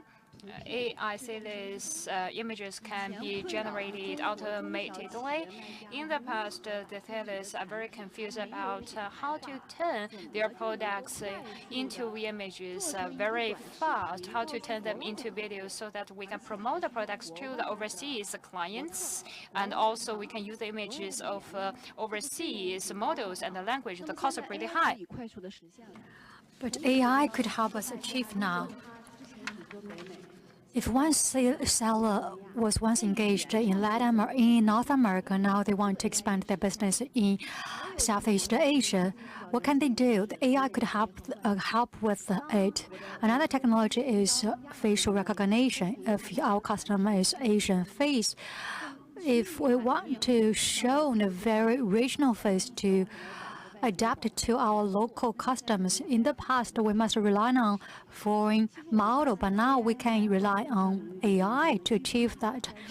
We forecast in the future it's gonna upend our industry, helping us to get rid of the traditional patterns. It's fair to say that AI really upends my industry. It's very interesting. I can now envision that before I buy a piece of cloth, I could try and give it a try. Madam Hu, I want to ask a question about brain and machine interface. I visited your Hangzhou headquarters. I visited the machinery arm. So I think it has very big market. So what is your insight, or what is your take on about the industry future, particularly human-machine interface? What do you think are the key driving factors for such success or future development? There are many factors. We know that the brain microscope has been developing for 100 years, but in recent years, driven by different policies, this industry has been elevated to an even higher level. Like in China, in the 14th Five-Year Plan, the brain and human interface has become one strategic sector. That is why we've got a lot of support from both policies and government guidelines. Is one big driving factor. Another is breakthrough in the computing power. There are 100 billion neurons.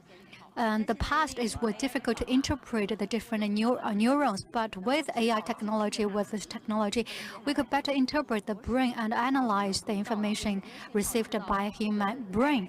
For example, if one customer wears artificial limb, and what is the purpose? With AI, we could get the intent of wearing such intelligent or artificial limb.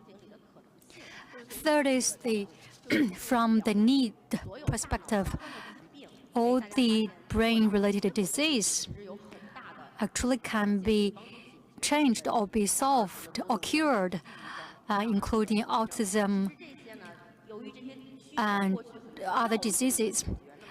A lot of these diseases cannot be cured by drugs, but now the human brain and machinery interface technology could become a player. This is why this technology has advanced by a large margin. We are talking about building a responsible, intelligent society. Mr. Zhao, your company is a company that has enabled or incubated a lot of tech companies. What is your insight of these companies playing the social responsibility, and what are the future prospects? Mr. Zhao, We are the largest tech service platform. Our business model is incubation and investment. We've explored a path that suits Chinese model. There is no business model for incubation. Without investment, there's no business model. That is why we've worked with the local governments, businesses, and universities to run incubator facility or center. It itself is a way to show our responsibility, social responsibility. Our lab or platform was initiated by Tsinghua University. Our mission is to turn the results, scientific results of university into reality. So from our beginning, we have that mission. But during the process, we have encountered a lot of problems. For example, we cannot survive. We cannot lacking business model. Second, we have to the first one, we have to survive before making innovations. We are talking a lot of new technologies, including AI. These technologies, for sure, will go through different stages, from the early piloting to the scaling up. I couldn't tell the future path, but I want to show you some of the example. For example, the nuclear technology developed by the Tsinghua University. Nuclear technology was advanced enough. Commercial nuclear technology was developed 2 or 3 decades, but it hasn't been scaled up till now because such scaling up process is very difficult because you cannot insist on this path without commercial mindset.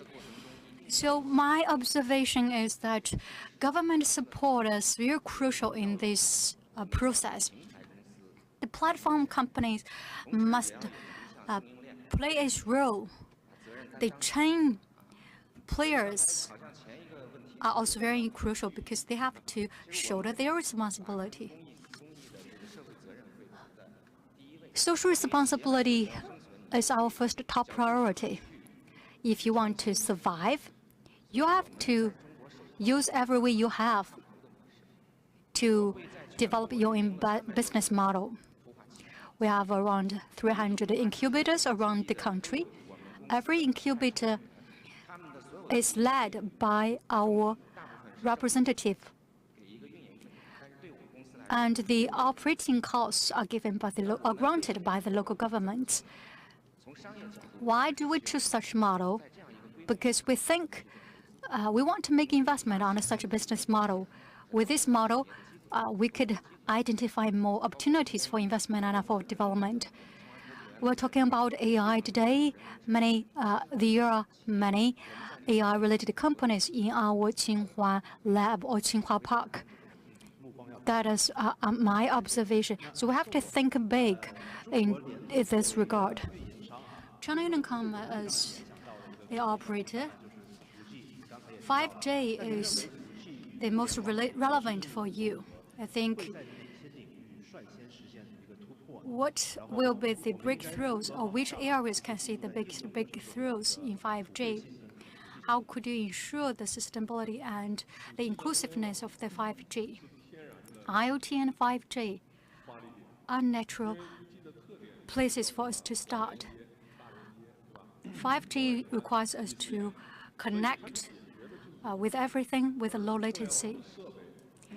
Internet devices have to feed with the different data by connecting different devices. That is the best scenario for 5G to apply. I couldn't forecast which are the areas or sectors that has the biggest potential, but I think it for sure will help us upgrade the manufacturing. Unicom has made headways and has a lot of success stories in the 5G smart factory, be it from the red cap and to the 5G low power consumption model. there have been a lot of applications. So my observation is that scenario and sectors are the basis for such introduction.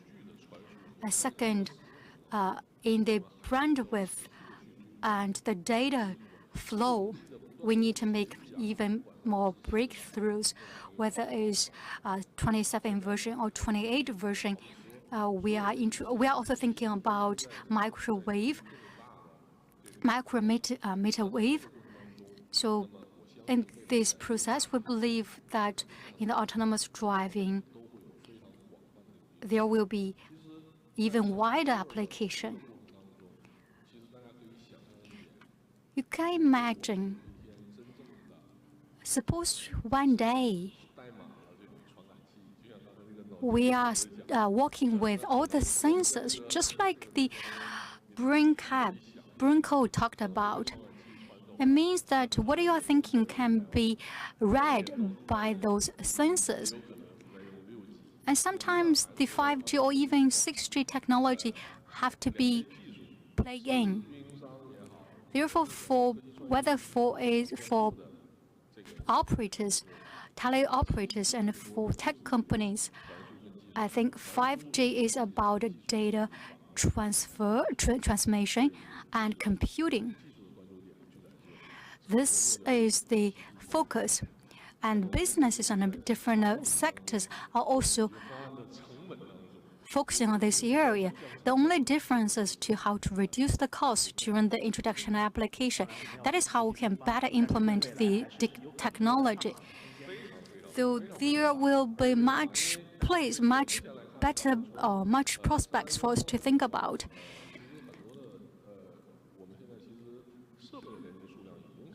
China Unicom has more connected devices than other operators. I think it is a trend that cannot be reversed. Madam Lu, New Egg is a global e-commerce company in the global supply chain and e-commerce. What is your highlight in making innovations, and how does it narrow the digital divide? Thank you. It is really a good question. Supply chain is very important asset of a nation as well as for an enterprise. New Egg, Antonio, the global CEO of New Egg, proposed that global supply chain is about win-win.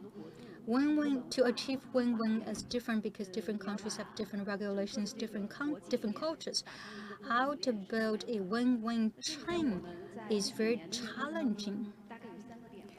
We have 3 observations in this regard. The first one is many businesses think about technological innovation. Actually, the service and business innovation are also very crucial. That is how they could leverage the differential advantages. And the second is about transparency of information and information sharing. Many chain players are not willing to do that. But if these different players could share information, win-win results can be pursued. But it is a challenge, but I think as a result that we might achieve in the future. Third is the distribution of interests. Different countries might apply different rules in this chain. But if we want to pursue win-win results from the global supply chain, we have to guarantee the long-term equal distribution of interests. That is the only sure path. The China supply chain in the past was #1 in the world. Recently, it has been threatened by different factors. That said, we still believe in the future China still will be a very competitive player. Many brands from North America in our platform network, made in China, are still the first choice for many brands or companies. Mr. He, you said, Madam He, you said that your product has a lot of prospects, but it is still cutting-edge technology. It was first introduced to NASA astronauts and other professionals, but how do you think that it can be introduced for the general public? The latest technology, once it was introduced, was very expensive, just like the mobile phone and the laptop. So now we are devoting our efforts to reduce the cost. For example, the artificial limb, we reduce the cost to 10% or 20% of the products on the market for the people who need the help. We work with the non-public sector, for example, working with the government department so that we can provide affordable products for the disabled. And in the shorter term, we would like to work with the non-public sector to make sure the public, the disabled, can enjoy the benefits. And modern products can be popularized to the public. For example, the attention training products. In the past, we might need to visit to see the doctor. We need a very complex process to use it. But now we use it. We turn it into deployable BCI equipment. This is a must-do trend. In the next 5 decades, the BCI products will be even more widely used compared with the implementation of the mobile phone. Another question for all the panelists here, which is the role of the government here. For the policies, what is its role in leading and also supporting the smart industry development? Policies are very critical here, especially for our company. So for state-owned enterprises, this is our mission and responsibility. This is must-do thing here. And whether that's for technological innovation or for high-quality business development, all of the policies shall be implemented, and this is a priority for us. During this stage, how to integrate the policies closely to our business here, this is what we shall dig into and consider and promote during the implementation of the policies. So policies have already helped our industrial development upgrading. They have provided instructions and the directions for reference. And SOE is willing to show the responsibility here. And the policy, of course, is the most critical here, especially for the disruptive technologies. Launching policies is very critical for supporting disruptive technological development. During the technological transference, we need to, it is pretty time-consuming, and we can heavily develop a closer loop in the commercial sector. In this case, we need a strong commitment from different sectors. We need to pursue it for a long run, and especially from the financial sector. In the past half years, we emphasized on the patient's capital. For tax holding, we have operated for 30 years. So we always attach importance to patients. The incubation period might exceed 10 to 15 years, which is longer than the loaning period and also the fund periods from the banking perspective. Now we call on the patient's capital, which is also a policy. For the following policy for AI, I think this is more about policies to support AI implementation. I attend a lot of conferences. We lack the implementation scenarios. We have a star large model enterprise here. He mentioned that next year, if my products cannot be widely used, our company might be dead. So in this case, policy support is very critical. And in China, we face a lot of loans with a value of over 1 billion RMB. We need to open scenarios to future industry, to AI industry. Without the support from policies, we can hardly reach it. Mr. Shi, I engage in supply chain. For the supply chain policies, I have a lot of feelings. Imagine before 2015, when we talked about supply chain, whether that's from the nation's perspective or the enterprise perspective, it's pretty strange. But since 2016, the State Council studied 1 to 2 years market studies, and then in 2017, the government launched the opinions for the supply chain development. I wrote an article at that time. I believe this is one of the most important nodes for promote the supply chain to a national strategy. The report mentioned that China will incubate over 100 smart supply chain providers by the 2025. It's about to be 2025. So now, whether in different cities in China, we have a lot of pilot cities for the global supply chain innovation and implementation. We have a lot of enterprises in the global supply chain. Some of them developed the smart products and services here. So this has promoted the supply chain to be more digital and smart. Return to the catering industry. China has actually importance to it too.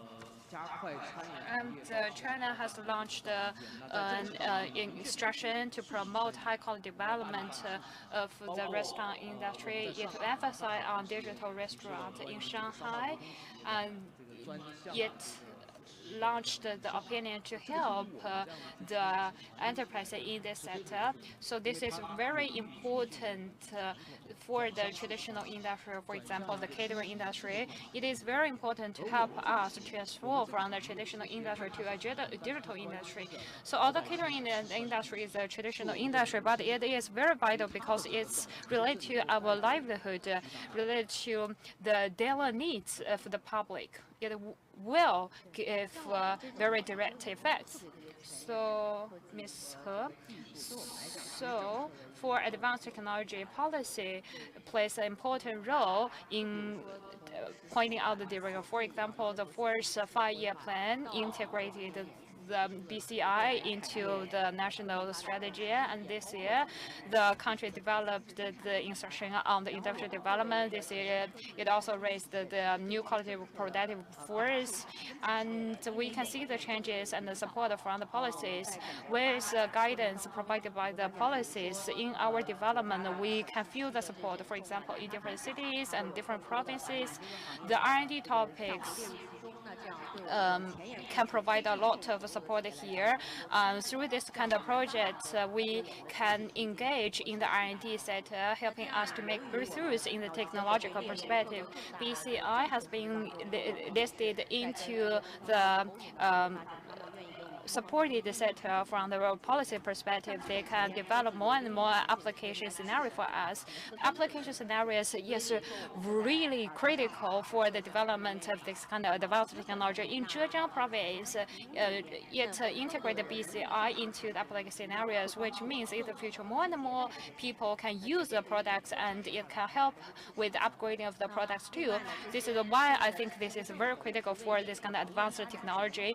Policies have provided a direction for our development, making them more standardized and also more compliant. During the development history, we can understand which can be doable, which are not doable, which are not compliant. Mr. Lu. For the cross-border e-commerce perspective, we have 2 stages. In the past, the country launched a lot of policies to support us, including taxation, customs policies, investment, and also logistics, overseas storage policies. China encouraged the Chinese enterprises especially the Chinese brands and also manufacturers, to go global and to tell the stories of Chinese brands. So this is what the policy said. The country is very willing to provide support, and we can see the positive support from the policy's perspective. Premier Li Qiang met with enterprises to hear from the opinions from different enterprises about the challenges, issues during their development, and what the enterprise would need.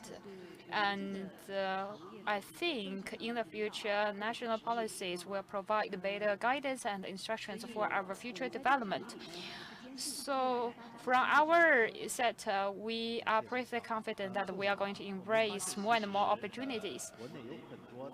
So actually, in the domestic enterprises, they engage in the development of a smart society and a smart city. So for the Chinese government, regarding the implementation of AI tools and the big data tools, what are the innovations and how they can promote the efficiency of public service, how it can help us responding to the challenges in building a smart society.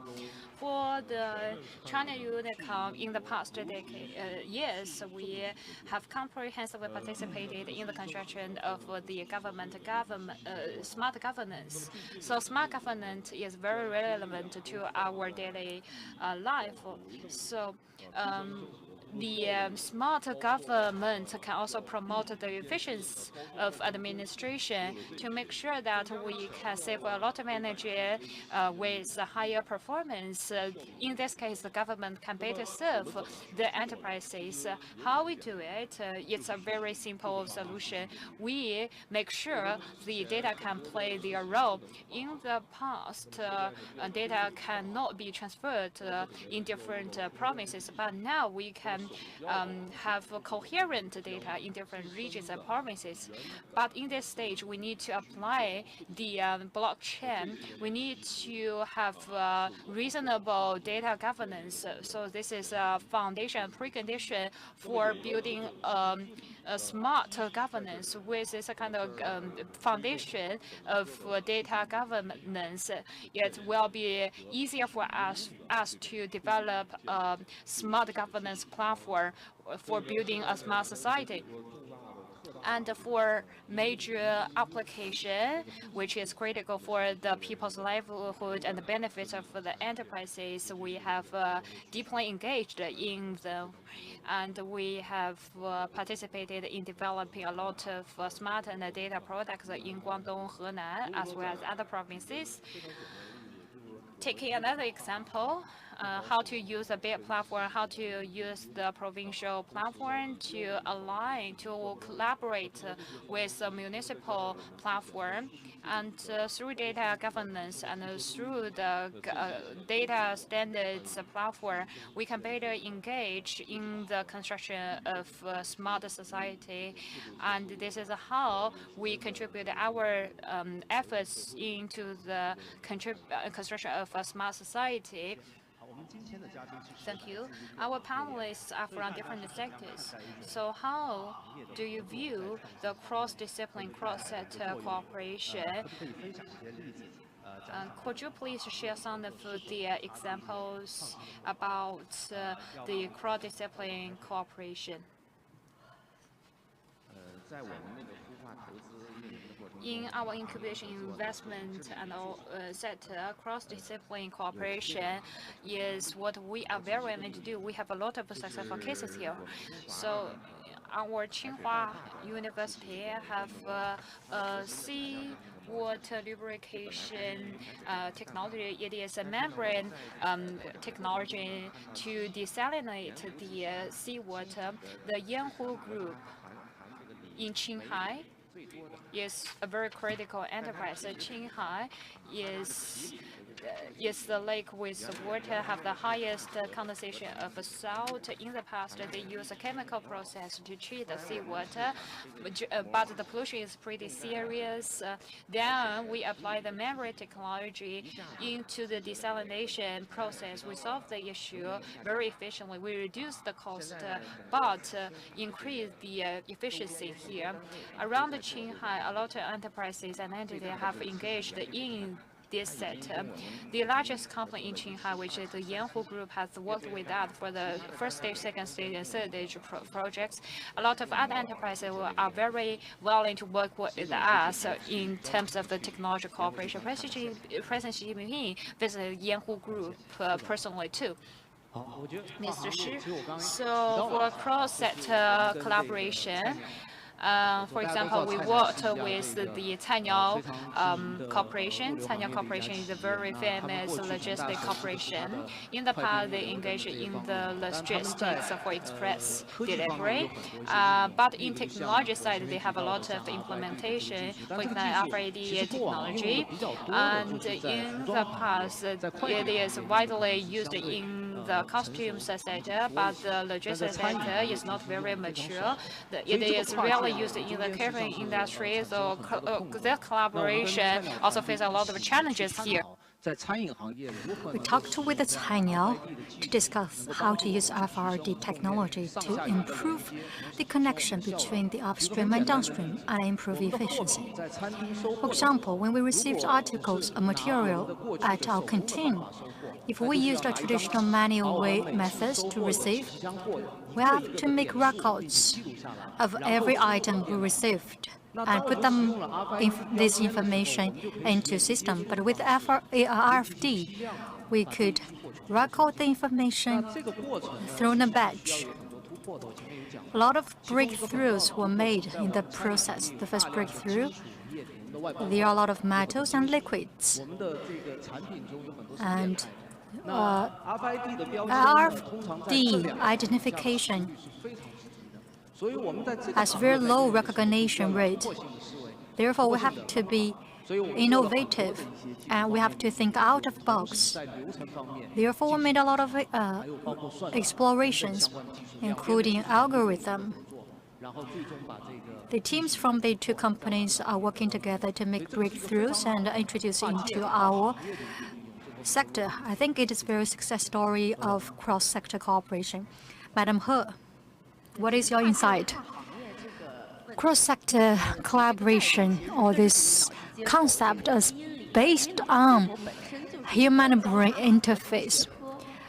Human-brain interface is a cross-disciplinary subject because we integrate different subjects, including the engineering, the material, and the brain.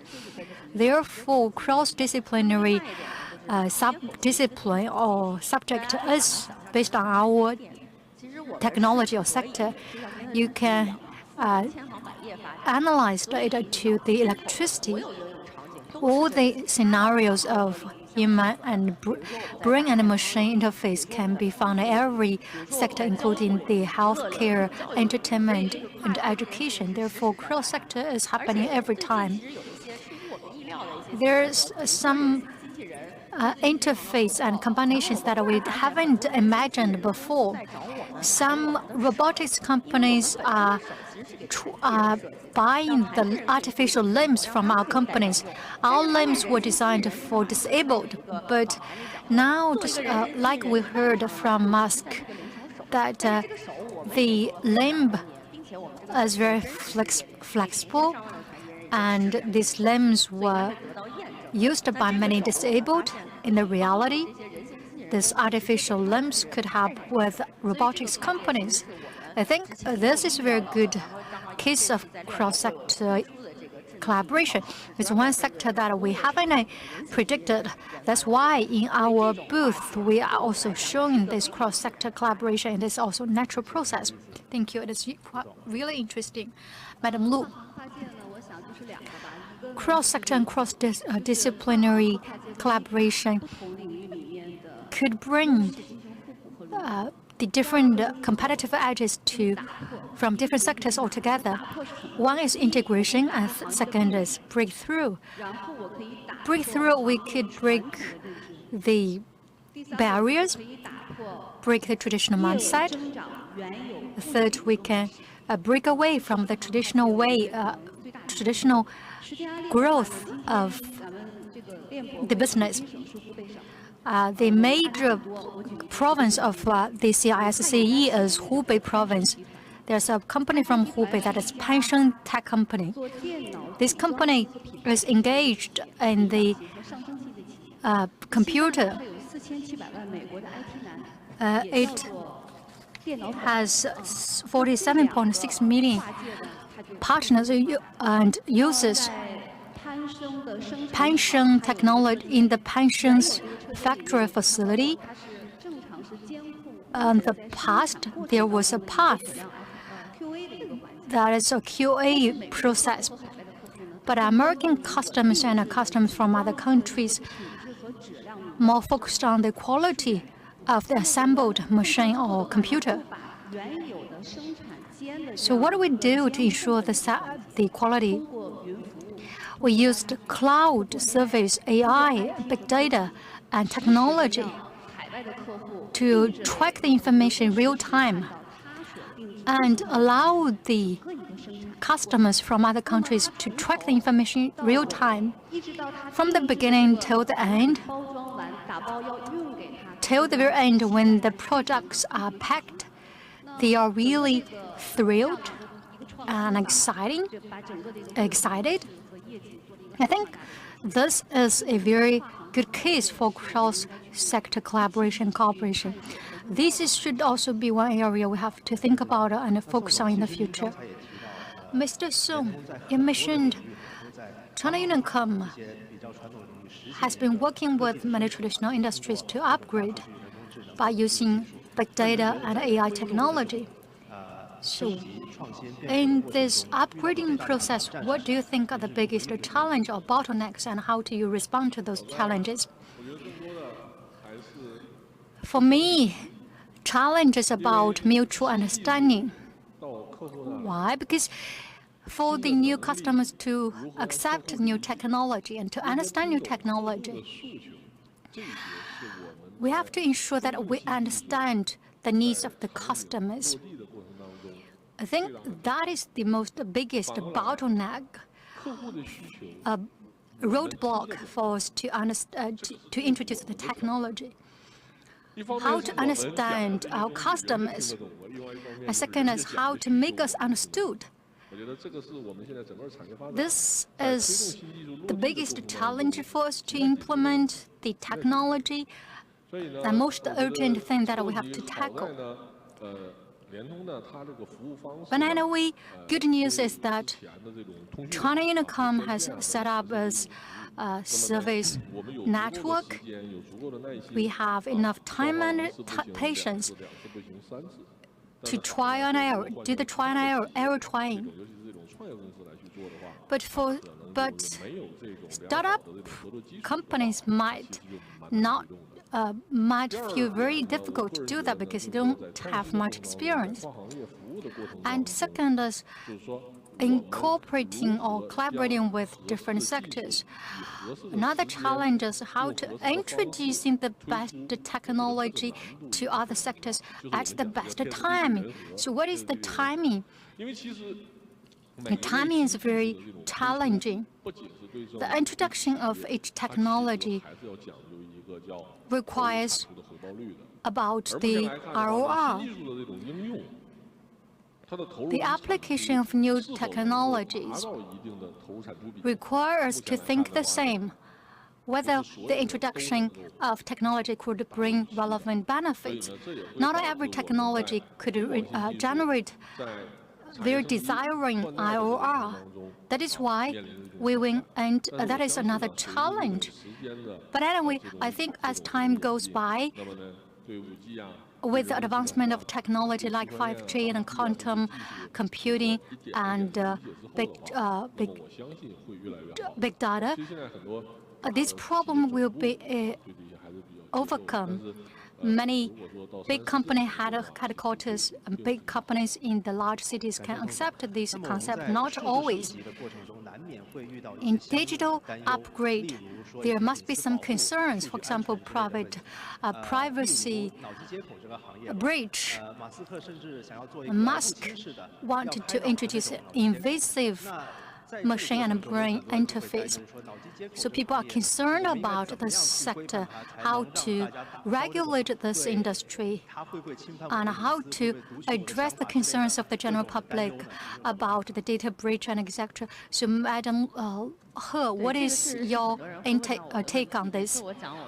Every time when I talk about the machine and brain interface, I was asked every time whether you could read my mind. The signal from our brain is just like the signal from every organ of our body. So we promise you that every information that we collect from customers will be protected. We are doing that based on the highest ethics standards. We will not share the customer's information and data at any scenario at any time. But for the invasive interface, there is another thing. For example, we open the brain of the humankind. There might be different information, but that is not our concern now. So the protection of the data for information or privacy of the users is one thing we are doing very well. Madam Lu, what is your take on the data privacy protection? You've talked a lot about your cases. How do you ensure that all customers could have high trust on your platform? Some of the content are authentic, while some of the content is generated by AI. So how do you ensure that your customers can be really trustworthy about your platform? You're really raising a very sharp question. It's about authenticity of the information. I want to talk about privacy and security. I want to share one set of data statistics. In Robotics Alliance report in 2023, there's a definition about the robotics concentration or intensity. China participated in that report in 2023. We ranked 10th, but the latest 2023 report shows that China elevated to number 4. So the robotic intensity is 476. So we're thinking about the future. In different scenarios, there will be more scenarios that will interact with different robotics and different kinds of robotics. Security, privacy, and the digital assets protection are very important things. So our idea is that we have to benchmark with the national policy. For example, on the July 1st, the country introduced the data privacy protection law. And there are a lot of guidelines issued by different departments. And there is also legislation on protecting privacy and data privacy issued by the state. Businesses must be compliant with different laws and regulations. These are particularly for those regulations that have been published. I believe that there will be more regulations published in the future to regulate this market. And the second is about to share the information to ensure the transparency of data and real time. It is very difficult to achieve this target. So I think businesses have to work from these two areas to improve its own capacity while be compliant with the local government's regulation. From the sector perspective, I think we have to think from the other side. So first of all, if you want to export the domestic data to other countries, there is such regulation. But another concern is importing data from other countries, for example, from the United States. So my observation is that like New Egg, Sunpalent. We worked with TCL and other companies. We also talked with the Network Security Department of the Ministry of Security to be compliant with different regulations from different countries, including China and the United States. So I think the only solution is to be open-minded in order to be compliant with different regulations. Thank you all the panelists for your remarks. That brings end to the second session, to the second panel discussions. Thank you again.